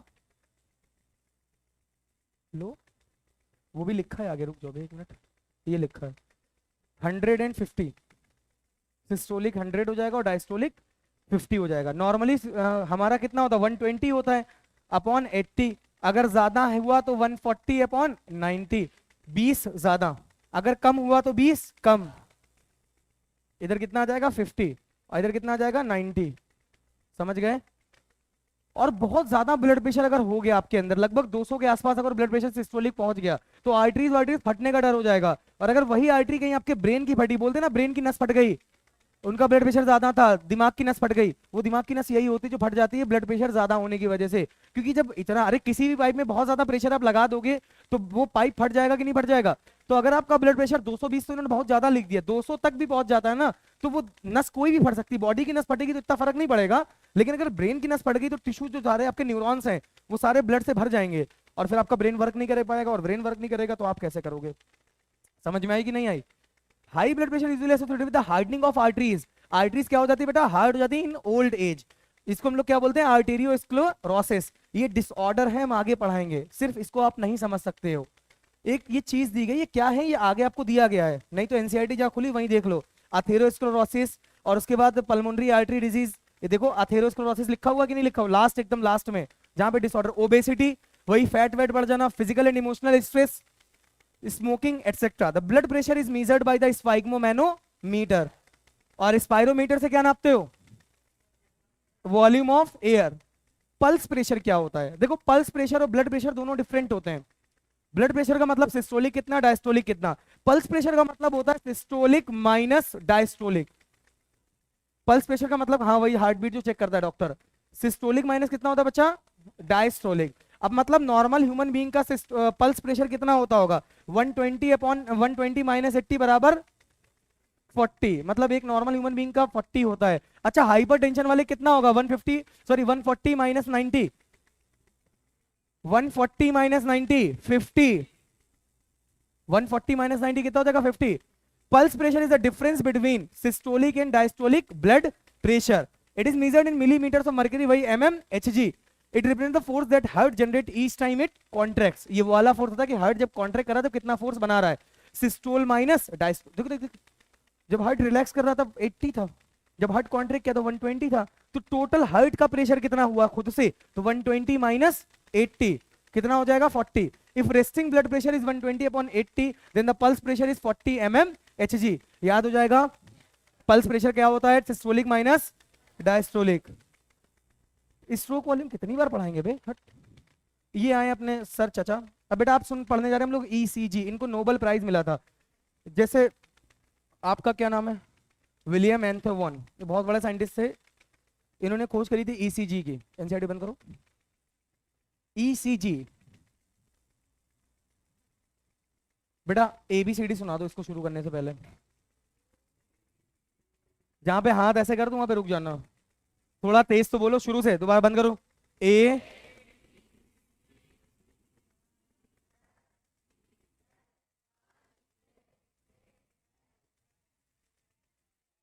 एम एन ओ पी, पहले पी आया, फिर कौन आया? क्यू, फिर कौन आया? आर, फिर कौन आया? एस, फिर कौन आया? टी। बस मतलब पहले P आता, फिर Q आता, फिर R आता, फिर S आता, फिर T आता। ठीक, छोड़ो हटाओ। अच्छा उसके बाद UV WX YZ। ठीक। अच्छा अगर कार्डियक साइकिल की बात करें तो पहले कौन कॉन्ट्रैक्ट करता है, एट्रिया की वेंट्रिकल? हाँ। अच्छा उसके बाद कौन कॉन्ट्रैक्ट करता है? और एट्रिया का रिलैक्सेशन तो हमको कहीं दिखता नहीं है, तो एट्रिया कॉन्ट्रैक्ट दिखेगा, वेंट्रिकल कॉन्ट्रैक्ट दिखेगा, फिर वेंट्रिकल रिलैक्स दिखेगा। हाँ है ना। अच्छा चलो ये भी छोड़ो, एक बात और बताओ। एक होता है पोलराइजेशन, एक होता है डीपोलराइजेशन, एक होता है रीपोलराइजेशन। इनका मतलब समझते हो? समझते हो? फिर भी मैं समझाऊंगा। मान लो ये मेरा हाथ है, मानना क्या है, मान लो इसके ऊपर पिन लगा, अभी ये मैसेज लेके जा रहा है कि नहीं जा रहा है? नहीं, अभी नॉर्मल ऐसे ही तो मैसेज लेके नहीं जा रहा है। अब क्या हुआ, अचानक से इसके ऊपर मैंने पिन चुभाया तो ये मैसेज लेके जा रहा है। मतलब नॉर्मल से कुछ अलग हुआ है, चेंज हुआ है, कि वही नॉर्मल रहा है? न्यूरॉन में कुछ चेंजमेंट हुआ होगा। तो वो जो चेंजमेंट होता है, नॉर्मल स्टेट ऑफ न्यूरॉन कहलाती है पोलराइजेशन। किसी का भी नॉर्मल स्टेट क्या कहलाता है? पोलराइजेशन। मतलब पोल्स अराइज होते हैं न्यूरॉन पे, एक तरफ पॉजिटिव होता है, एक तरफ निगेटिव होता है। और याद रखने का सिंपल तरीका, आदमी अंदर से निगेटिव होता है और बाहर एकदम क्या दिखाता है कि मैं खुश, मैं खुश, मैं पॉजिटिव। मुझे क्या देख रहे हो बे? अरे हाँ यार, तो न्यूरॉन अंदर से निगेटिव, बाहर से पॉजिटिव होती है। जब न्यूरल कंट्रोल कोऑर्डिनेशन पढ़ाएंगे तो बहुत डिटेल में पढ़ाएंगे, टेंशन फ्री रहना। इतना याद रखो, अंदर से आदमी निगेटिव, बाहर से बना रहता ना। अंदर कितनी दुख दर्द हो, पीड़ा हो, तकलीफ हो, कुछ भी हो, लेकिन बाहर। और बेटा बताओ क्या हाल चाल? अरे मजाक कर रहे बेटिया। जैसे आदमी के अंदर जो निगेटिविटी भरी होती, कुकर्म भरे होते, लेकिन बाहर से मैं एकदम शरीफ हूं, है ना, वो वाला सीन होता है। तो अंदर से न्यूरॉन निगेटिव, बाहर से पॉजिटिव, मतलब पोल्स अराइज हो गए। इस कंडीशन को बोलते हैं पोलराइजेशन। एक्चुअल में जब ये मैसेज लेके जाते भी, इतना ही समझना, अंदर से निगेटिव, बाहर से पॉजिटिव, नॉर्मल स्टेट है। जब ये मैसेज लेके जाएगा तो बाहर निगेटिव आता है, अंदर पॉजिटिव होता है, मतलब पोलराइजेशन चेंज हो गया। तो क्या बोल दोगे? डीपोलराइजेशन। फिर से क्या होगा, जब मैसेज चला जाता है तब अंदर निगेटिव आ जाता है, बाहर पॉजिटिव, मतलब दोबारा से क्या हो रहा है? पोलराइजेशन। इसको क्या बोलोगे? रीपोलराइजेशन। इसका कम से कम 1 घंटे का लेक्चर होता है इतनी चीजें समझाने, कैसे होता है, कौन कराता है, कौन नहीं कराता है, वो पढ़ेंगे हम लोग न्यूरल कंट्रोल में। सेम जब हमारा कोई भी बॉडी का पार्ट मैसेज लेके जा रहा है, चाहे वो हार्ट की मसल्स हो, चाहे वो न्यूरॉन हो, नॉर्मल स्टेट कहलाता है पोलराइज स्टेट। पोलराइज स्टेट, इसका मतलब जो हमारे एट्रिया रिलैक्स कर रहे होंगे तब उसको पोलराइज बोलोगे कि डीपोलराइज बोलोगे? पोलराइज बोलोगे। क्या बोलोगे? पोलराइज। और जब एट्रिया कॉन्ट्रैक्ट कर रहा होगा तो उसको क्या बोलोगे? डीपोलराइज। बिकॉज एट्रिया कॉन्ट्रैक्ट कर रहा है क्योंकि इलेक्ट्रिकल इंपल्स जा रहा है, और इलेक्ट्रिकल इंपल्स आगे जा रहा है क्योंकि हमारा जो न्यूरॉन होते हैं वो इलेक्ट्रिकल इंपल्स और केमिकल इंपल्स दोनों लेके जाते हैं। कौन कौन से? इलेक्ट्रिकल और केमिकल। खैर वो बात की बातें हैं। कुल मिला के जब इलेक्ट्रिकल इंपल्स जा रहा है तो ये पोलराइजेशन डीपोलराइजेशन खेल चल रहा होगा। जब इलेक्ट्रिकल इंपल्स नहीं आया था तो वो नॉर्मल था, नॉर्मल मतलब पोलराइज। जब इलेक्ट्रिकल इंपल्स आया तो वो कॉन्ट्रैक्ट किया, मतलब डीपोलराइज। फिर दोबारा से वो अगर नॉर्मल आएगा तो क्या कहलाएगा? रीपोलराइज। मतलब कॉन्ट्रैक्शन ऑफ एट्रिया, जैसे मैंने पहले बोला था सिस्टोल, अब मैं बोलूंगा क्या? डीपोलराइजेशन। क्या बोलोगे? रिलैक्सेशन को क्या बोलोगे? पोलराइजेशन। कॉन्ट्रैक्शन को क्या बोलोगे? डीपोलराइजेशन। और कॉन्ट्रैक्ट होने के बाद दोबारा मतलब रिलैक्स करेगा तो उसको क्या बोलोगे? मतलब अगर मैंने बोला ज्वाइंट डायस्टोल, अभी कार्डियक साइकिल में शुरू कर रहा हूं, तो इस टाइम पे एट्रिया पोलराइज की डीपोलराइज? पोलराइज। Ventricle polarise. मैंने बोला एट्रियल सिस्टोल मतलब एट्रिया डीपोलराइज। मैंने बोला वेंट्रिकुलर सिस्टोल मतलब वेंट्रिकल डीपोलराइज। अब मैंने बोला एट्रिया रिलैक्स कर रहा है मतलब एट्रियल रीपोलराइजेशन। वेंट्रिकल रिलैक्स कर रहा है, वेंट्रिकुलर रीपोलराइजेशन। कुल मिला के इतना समझ लो, कॉन्ट्रैक्शन का मतलब जैसे मैंने बताया था सिस्टोल, वैसे ही कॉन्ट्रैक्शन का मतलब है depolarisation. Polarisation normal state, depolarisation change हुई वाली, और दोबारा उस चेंज स्टेट से दोबारा हो गए तो क्या कहलाएगा? Repolarisation. Polarise state normal, change हुआ, इसको क्या बोलोगे? डीपोलराइजेशन। डीपोलराइजेशन से वापस नॉर्मल आओगे, इस प्रोसेस को बोलोगे रीपोलराइजेशन। इतनी बात समझ गए? एबीसीडी याद है? पहले पी आता, फिर क्यू आता, फिर आर आता, फिर एस, एस और फिर टी। पहले एट्रिया कॉन्ट्रैक्ट करेगा, फिर वेंट्रिकल कॉन्ट्रैक्ट करेगा, फिर वेंट्रिकल रिलैक्स करेगा, और उसी जब वेंट्रिकल कॉन्ट्रैक्ट कर रहा होगा तो एट्रिया क्या कर रहा होगा? रिलैक्स। क्लियर है ना? तो बस फिर क्या, ईसीजी सीख गए। अगर एबीसीडी आती तो ईसीजी सीख गए।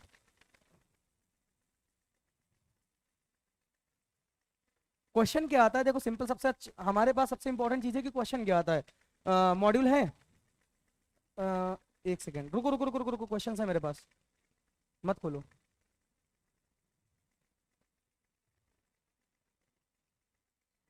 देखो, हाइपरटेंशन, ब्लड प्रेशर, अरे यार अब तुम लोग एकदम, क्वेश्चन ऐसा आता है इसमें नीट 2020 में, कह रहा क्यूआरएस कॉम्प्लेक्स क्या शो करता है, ये पूछेगा आपसे। क्वेश्चन समझ रहे हो? अभी देखो 2 मिनट चुटकियों का खेल है। अब चुप। यहाँ पे ये थोड़ा सा गलत हो गया, यहाँ कहीं पे लिखा होगा पी वेव, कहीं पे लिखा होगा क्यूआरएस, कहीं पे लिखा होगा टी वेव, कहीं कुछ कहीं कुछ। तो आपसे वही काम आपको याद करने हैं। तो वो काम मैं आपको, एबीसीडी आपको याद हो गई, काम मैं याद करा दूंगा, 2 मिनट का खेल है। अब देखो ईसीजी स्टार्ट करने से पहले ईसीजी के बारे में थोड़ी सी बातें बताता हूँ, इसके फुल फॉर्म के बारे में। बेटा इसका फुल फॉर्म होता है इलेक्ट्रोकार्डियोग्राफ। क्या फुल फॉर्म होता है? इलेक्ट्रोकार्डियोग्राफ। इलेक्ट्रो माने इलेक्ट्रिसिटी, कार्डिया माने हार्ट, ग्राफ माने ग्राफिकल रिप्रेजेंटेशन। मतलब जब हम हार्ट की इलेक्ट्रिकल एक्टिविटी को किसी एक ग्राफिकल रिप्रेजेंटेशन के तौर पे देखेंगे तो वही क्या कहलाएगा? इलेक्ट्रोकार्डियोग्राफ। और जो ये मशीन दिखाएगी उसको हम क्या बोलेंगे? इलेक्ट्रोकार्डियोग्राफ। और जो इससे पेपर मिलता है उसको हम लोग बेटा बोलते हैं इलेक्ट्रोकार्डियोग्राम। क्या बोलते हैं? इलेक्ट्रोकार्डियोग्राम। थोड़ा सा वो नहीं लग रहा कि यार ग्राफ और ग्राम उल्टा लिख दिया सर ने? ग्राम मशीन को बोलना चाहिए था, ग्राफ पेपर को बोलना चाहिए था। हमको भी लगता है, सबको लगता है, लेकिन कोई बात नहीं। ग्राफ मशीन है, ग्राम पेपर है। सर हमसे पूछ ले, हम कंफ्यूज हो जाएंगे तो क्या करेंगे? बेटा ग्राम के भाव रद्दी को बेचते हो कि मशीन को बेचते हो? तो पेपर को ग्राम के भाव में बेचोगे। हाँ, तो पेपर को ग्राम के भाव में बेचोगे तो ये क्या हो गया? पेपर। और ये क्या हो गया? मशीन। अब तो नहीं कंफ्यूज हो गए कि electrocardiograph is the machine, electrocardiogram is the paper which is pulled out by the machine. हाँ या ना? अब देखो एनसीईआरटी बड़ा खूबसूरत लिखती, 2-3 लाइनें कि you are probably familiar with the typical scene of a hospital television. कह रहा तुम यहां तक कि जानते ही होगे, फैमिलियर होगे from the typical television scene of a hospital where a patient is hooked up with a monitoring machine. And वहां पे जो है, रट के आया, पूरी इंग्लिश रट के आया आज। वहां पे जो है उसका दोनों रिस्ट पे एक एक लीड लगी होगी और एक लेफ्ट एंकल पे लगी होती। कहाँ लगी होती है?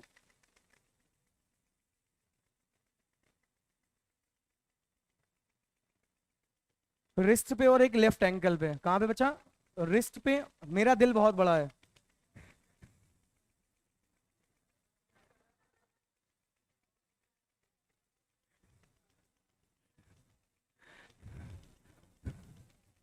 अरे वो हार्ट से रिलेटेड है इसलिए दिखाया गया हार्ट को। दोनों each, one to each wrist and one at left ankle. कहता वहां पे साउंड आता है पिप पिप पिप पिप पिप पिप पिप पिप पी। और जब ये पी हुआ तो बंदा निकल गया। हाँ, तो हमको वही देखना, वो पिप पिप पिप पिप पिप क्या होता है। एनसीईआरटी उठाओ ना, देखो कितना खूबसूरत लिखा। कभी कभी कुछ लाइनें बड़ी प्यारी लिखी हैं। मैं पढ़ूंगा, मैं पढ़ूंगा। You are probably familiar with the tips. अरे अरे अरे, इधर देखो, इधर इधर। चश्मा तोड़ देंगे बेटा। You are probably familiar with the scene from a typical hospital television show. Show.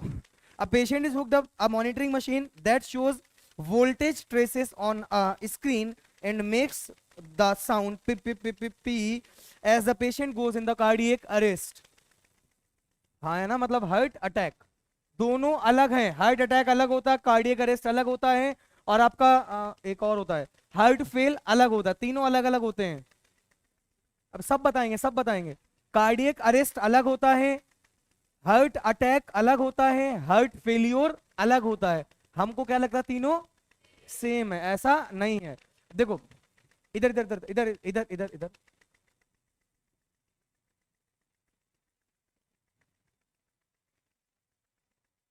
बस इतना देखो बच्चा।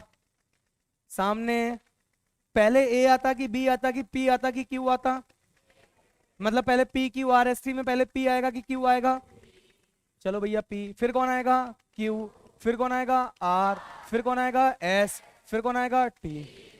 मतलब पहली वेव कौन सी वेव हो गई? P wave. दूसरी वेव कौन सी होगी? क्यू। जब कई सारी वेव मिल जाती तो उसको बोलते हैं complex. Q R S, sequence तो नहीं भूलोगे। Q R S complex. उसके बाद कौन आया? T wave. इतनी बात समझ में आई? पहले कौन कॉन्ट्रैक्ट करता है? एट्रिया की वेंट्रिकल। कॉन्ट्रैक्शन को क्या बोलोगे? डीपोलराइजेशन। हाँ या ना? तो ये पी वेव क्या शो कर रही है? Depolarisation of atria. QRS complex, उसके बाद कौन कॉन्ट्रैक्ट करता है? वेंट्रिकल। तो क्या बोलोगे? Depolarisation of NEET 2019। Depolarisation of ventricle matching पूछा था, अभी थोड़ी देर पहले दिखाया था। उसके बाद टी वेव क्या शो करेगा? एंड ऑफ या एट्रियल की वेंट्रिकल, वेंट्रिकुलर रीपोलराइजेशन। मैं और सही से लिखूंगा, रीपोलराइजेशन ऑफ वेंट्रिकल। कौन? Repolarisation of ventricle. सीधा क्वेश्चन पूछा जाएगा कि कौन सी वेव क्या शो करती है। समझ गए? पी वेव क्या शो करेगा? Depolarisation of atria. QRS complex क्या शो करेगा? Depolarisation of ventricle. T wave क्या शो करेगा? Repolarisation of ventricle, ventricle. लेकिन अब यहाँ पे थोड़ा सा क्वेश्चन है डिफरेंट, थोड़ा सा अलग से सोचना पड़ेगा। बेटा एक बात बताओ, सबसे पहले ये ऐसे वेव बहुत सारी बनी होती हैं इस तरीके से, और आपसे पूछ लिया जाए बताइए नंबर ऑफ हार्टबीट कितना होगा। एम्स का क्वेश्चन है, किस साल का मुझे इतना नहीं याद है, लेकिन एम्स का क्वेश्चन है। इसमें पूछा गया नंबर ऑफ हार्टबीट कितनी होंगी। तो बेटा जो क्यूआरएस कॉम्प्लेक्स है ना, ये बताता है नंबर ऑफ हार्टबीट। जितने आपको क्यूआरएस कॉम्प्लेक्स दिखेंगे समझ लीजिए उतना हार्टबीट होगा। याद रहेगा? मतलब कंप्लीट पल्स आपको कौन बताएगा? QRS complex. क्लियर? दूसरी चीज बेटा, जब जैसे ही आपका ये टी वेव आया है, मैं इसको हटा दूं प्लीज, थोड़ी देर के लिए समझाना है कुछ। जैसे ही आपका ये टी वेव आया, इसका मतलब है वेंट्रिकल का डीपोलराइजेशन की रीपोलराइजेशन? रीपोलराइजेशन। डीपोलराइजेशन देखो देखो देखो इधर इधर, ये पी वेव शुरू हुआ है, बिजली आगे आगे, सिकुड़न पीछे पीछे, बताया है ना। इलेक्ट्रिसिटी आगे आगे, वही वही इलेक्ट्रिसिटी, वही ऐसे नोड से एवी नोड, एवी बंडल से बंडल ऑफ फेज। तो जैसे इलेक्ट्रिसिटी आगे आगे जा रही होगी, इलेक्ट्रिसिटी जा रही है, इसके पीछे पीछे कॉन्ट्रेक्शन किसका शुरू हो गया होगा? एट्रिया का। ये इलेक्ट्रिसिटी जा रही है, एट्रिया कॉन्ट्रेक्शन शुरू हुआ, मैक्सिमम एट्रियल कॉन्ट्रेक्शन हो गया। अब एट्रिया क्या करना शुरू कर रहा होगा? रिलैक्स। हाँ या ना? अभी देखो ये क्या कर रहा है? वेंट्रिकल कॉन्ट्रैक्ट करना शुरू किया, हो रहा है, और मैक्सिमम कॉन्ट्रैक्शन। अब क्या कॉन्ट्रैक्शन है? अभी है, अब धीमे धीमे कॉन्ट्रैक्शन क्या हो रहा है? खत्म हो रहा है। अब क्या शुरू हुआ? रिलैक्सेशन। ये टी वेव आते ही अगर बोल दिया जाए T wave marks the end of ventricular systole, या T wave marks the end of ventricular diastole, तो सही बात हो जाएगी क्या? कह रहा टी वेव शो करती है, टी वेव शो करती है कि वेंट्रिकल पूरी तरीके से रिलैक्स हो गए हैं? नहीं, टी वेव ये बता रही कि वेंट्रिकल रिलैक्स करना शुरू कर दिया है, पूरी तरीके से खत्म नहीं हुआ है। जब टी वेव पूरी तरीके से खत्म हो गई तब मतलब है वेंट्रिकल पूरी तरीके से रिलैक्स हो गए। समझ में आई बात? तो एक स्टेटमेंट था कि T wave marks the end of ventricular diastole. False.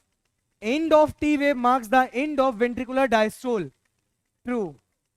जब टी वेव पूरी तरीके से मतलब, अरे यार जब थोड़ी बहुत एनर्जी है, ये थोड़ी वेव है, इसका मतलब थोड़ी बहुत तो इलेक्ट्रिसिटी है, इसका मतलब थोड़ा बहुत तो वेंट्रिकल कॉन्ट्रैक्ट कर रहा है ना।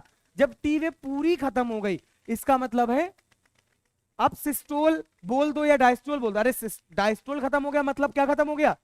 सिस्टोल खत्म हो गया। तो T wave do not marks the end of, T wave marks the beginning of, T wave marks the beginning of ventricular diastole. हाँ या ना? But and of T wave marks the end of ventricular diastole, या बोल दो and of ventricular systole. चाहे systole का मतलब क्या हो? कॉन्ट्रैक्शन खत्म हो गया, और डायस्टोल का मतलब क्या है? रिलैक्सेशन भी खत्म हो गया। रिलैक्सेशन खत्म हो गया मतलब सिस्टोल भी तो नहीं। समझे? जब डायस्टोल खत्म हुआ मतलब सिस्टोल कहां बचा? कहीं बचा क्या? टी वेव थोड़ी बहुत थी, इसका मतलब है कि अभी थोड़ा बहुत रिलैक्स हो रहा है। टी वेव खत्म, वेंट्रिकुलर डायस्टोल खत्म, इसका मतलब end of T wave. Most important है, end of T wave marks the end of ventricular, और मैं तो कहता हूं ज्वाइंट डायस्टोल, लेकिन एंड नहीं बोलेंगे। ज्वाइंट डायस्टोल आ गया, वेंट्रिकुलर रिलैक्स कर गया, एट्रिया रिलैक्स था, ज्वाइंट डायस्टोल आ गया, वेंट्रिकुलर डायस्टोल या वेंट्रिकुलर सिस्टोल। एंड बोल रहा तो यहां पे भी क्या होना चाहिए? एंड। और अगर एंड नहीं बोल रहा तो यहां पे भी एंड नहीं लगा सकते हो। इतनी बात समझ गए? क्वेश्चन सीधा आएगा, पी वेव क्या शो करता है? एट्रियल सिस्टोल की डायस्टोल? सिस्टोल। एट्रियल सिस्टोल मतलब एट्रियल डीपोलराइजेशन। और टी वेव के बाद पी वेव क्या शो करता है? Depolarisation of the atria. Sequence याद हो जाएगा, सबसे पहले एट्रिया कॉन्ट्रैक्ट करता है, फिर वेंट्रिकल कॉन्ट्रैक्ट करता है, फिर वेंट्रिकल रिलैक्स करता है। सबसे पहले पी आता, फिर क्यू आता, फिर आर आता, फिर एस आता, फिर टी आता। इसका मतलब P wave show the depolarisation of the atria, Q R S show the depolarisation of the ventricle. बोला करो, T wave show the depolarisation की रीपोलराइजेशन। रीपोलराइजेशन क्या शो करेगा? Repolarisation of ventricle. End of T wave marks the end of repolarisation of ventricle. हाँ या ना? अब easy, अब खत्म हो गया।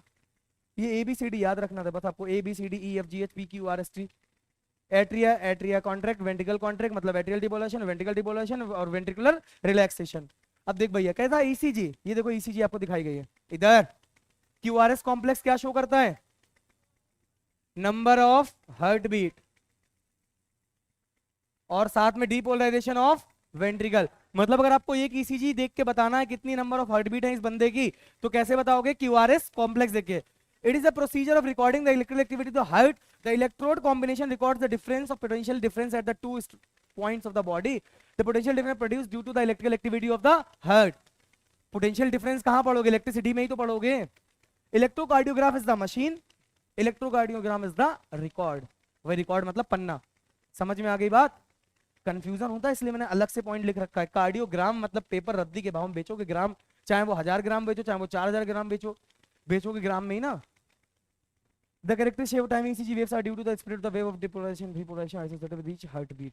मतलब depolarization हो रहा तो और repolarization उसी वजह से तो आपका heartbeat अलग अलग शेप में आ रहा है।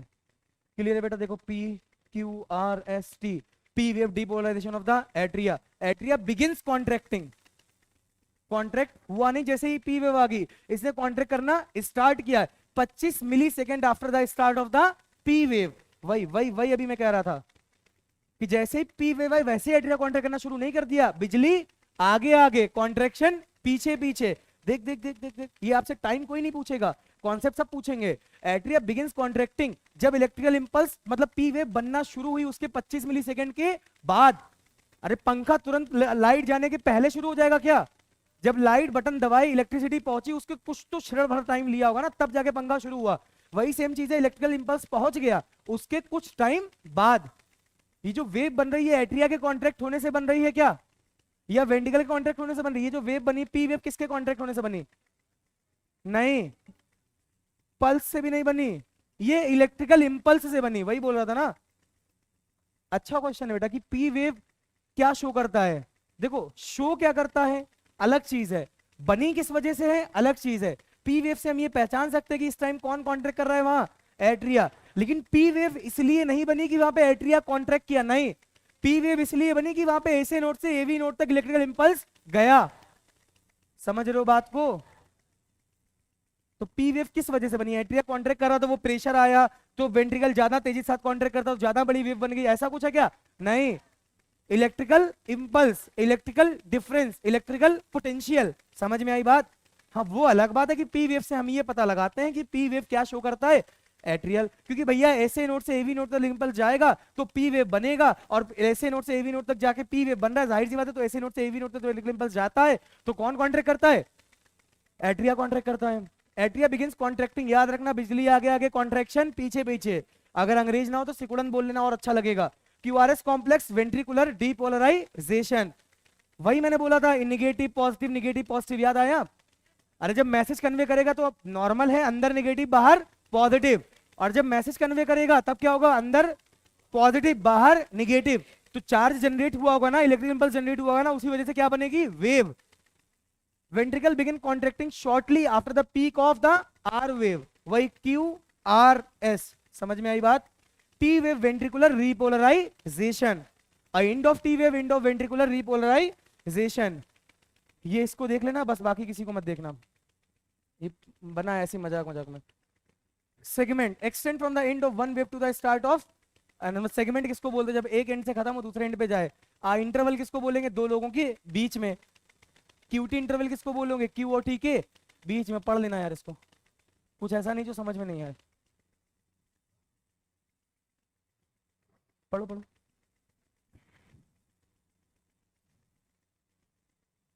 वही लीड जो तारों का जो लगाते हैं उसी को लीड बोलते, चौथा पॉइंट जो लिखा है, पढ़ो।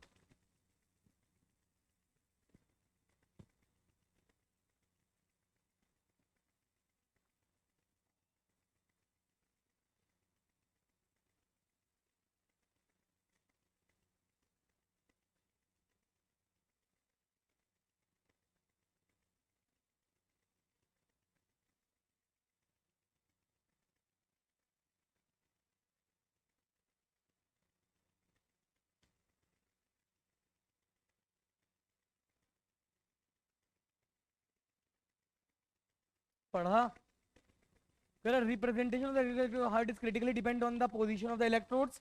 देखो normally position of the electrode क्या होता है, one to each wrist, one to each wrist and left ankle. लेकिन जब कंडीशन ज्यादा खतरनाक होती है तो बहुत सारी चेस्ट रीजन पे भी लगाई जाती हैं। क्लियर। और उन इलेक्ट्रोड के कॉम्बिनेशन को हम लोग क्या बोलते हैं, लीड बोलते हैं।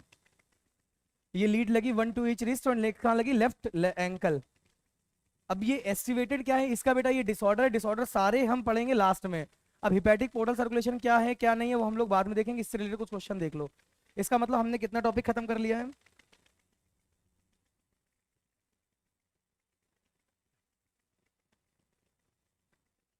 कंडक्शन हो गया, कार्डियक साइकिल हो गया, हार्ट साउंड हो गया, ब्लड प्रेशर हो गया, ईसीजी हो गया। बचा कौन, blood vessel, blood vessels, regulation of cardiac activity and disorders. हाँ या ना।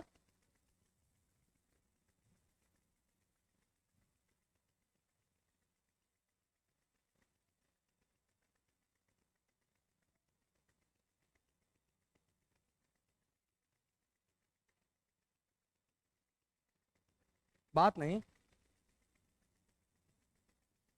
क्लियर। आओ क्वेश्चन लगाओ। अरे यार भाई,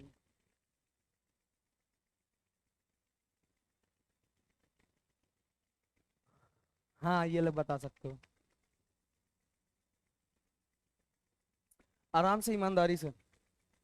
सारे नीट के आए हुए क्वेश्चन पूरा चैप्टर, क्योंकि मुझे लगा एंड स्लाइड बनाई है आखिरी चैप्टर की, इस वजह से सारे पीवाईक्यू से नीट 2015, एनसीईआरटी नहीं, एनसीईआरटी 2015 थोड़ी ना है। आंसर बोलो। फर्स्ट क्या है, doctor hear sound produce during each heart, the second heart sound मतलब semi lunar valve, semi lunar valve closes down after the blood falls into the vessels. ठीक है ठीक है ठीक है, ऑप्शन नंबर 1 क्लियर है ना। द कॉगलम, हाँ ठीक है, अच्छा क्वेश्चन। नीट 2022 सबने एनसीईआरटी देख रखा उसने, नीट का 2022 का क्वेश्चन है ये। जितने आपके मॉड्यूल में पीवाईक्यूज दिखे वो सारे पीवाईक्यूज यही हैं। पीवाईक्यू तो सेम ही होते हैं ना, चाहे मॉड्यूल में हो चाहे किसी अलग से बुक खरीदो। The coagulum is formed of network of thread called thrombin. Fibrin होता है कि थ्रोम्बिन होता है, फाइब्रिन होता है ना। Very good. Spleen is the graveyard of RBC, ये सही है, ये गलत है। Statement was in is correct, second is correct. यहाँ पे थ्रोम्बिन की जगह क्या होना चाहिए था, फाइब्रिन। थ्रोम्बिन क्या करता है, फाइब्रिनोजन को एक्टिवेट करता है इनटू द फाइब्रिन, ये थ्रोम्बिन का काम होता है। समझ गए। Next question, very good. NEET 2022, ये तुम लोग नीट के क्वेश्चन सॉल्व कर रहे हो तो हल्के मत लिया करो खुद को।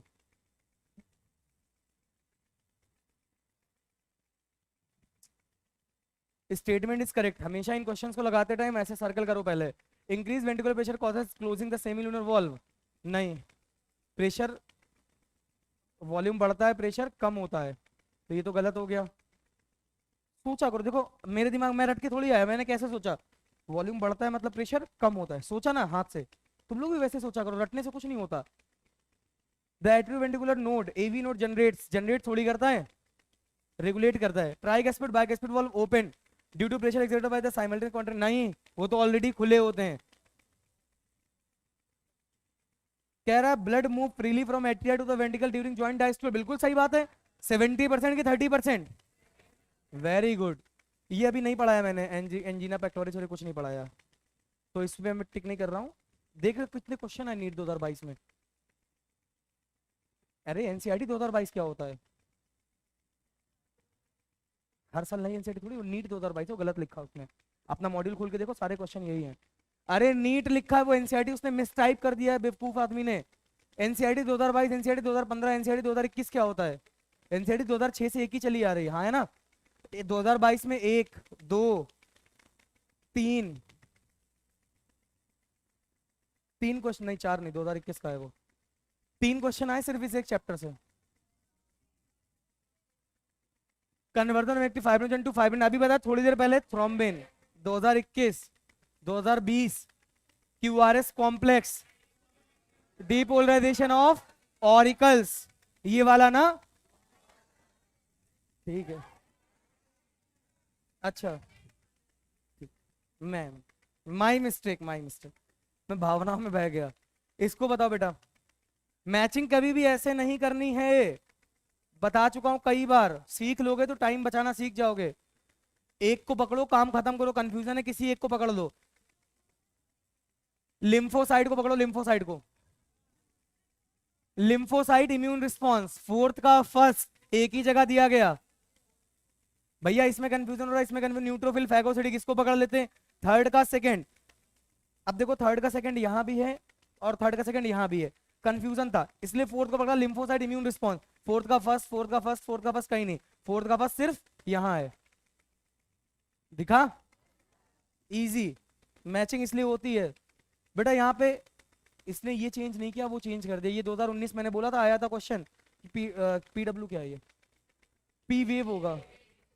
हाँ पी वेव, पी वेव क्या बताएगा बताओ, depolarisation of the atria. QRS complex क्या बताएगा, डीपोलराइजेशन ऑफ द वेंट्रिकल। और टी वेव क्या बताएगा, repolarisation of the ventricle. What would be the heart rate, same question मैंने आपसे पूछा है, ये क्वेश्चन मेरा पूछा हुआ है आपसे वर्बली। क्या पूछ रहा है,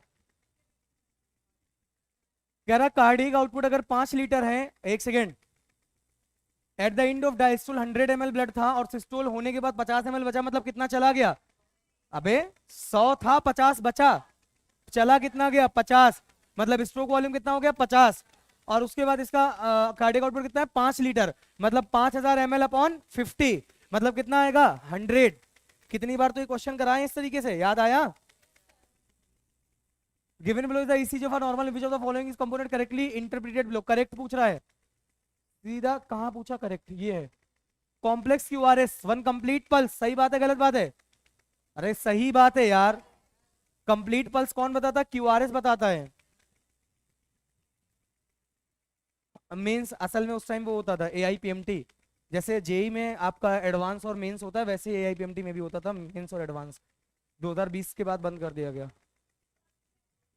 serum differ from blood in leaking, मैंने आपको पढ़ाते टाइम बोला था कि प्लाज्मा माइनस क्लॉटिंग फैक्टर बराबर सीरम होता है। फिर मैंने तुमको ये भी बोला था बेटा, सीरम की जगह कभी कभी क्वेश्चन में ब्लड पूछता है। कहाँ है,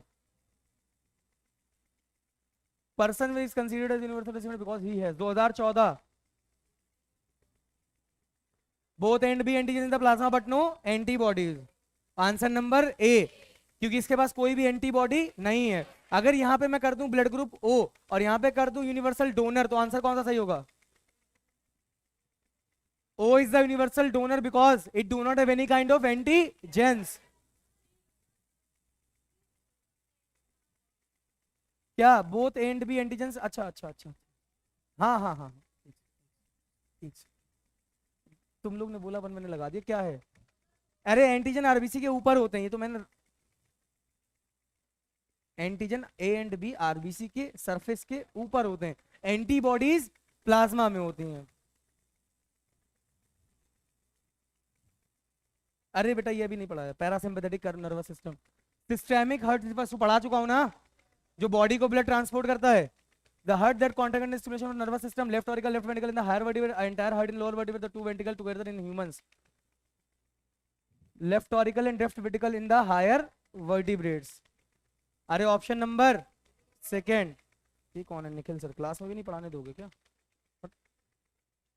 which one is incorrect match,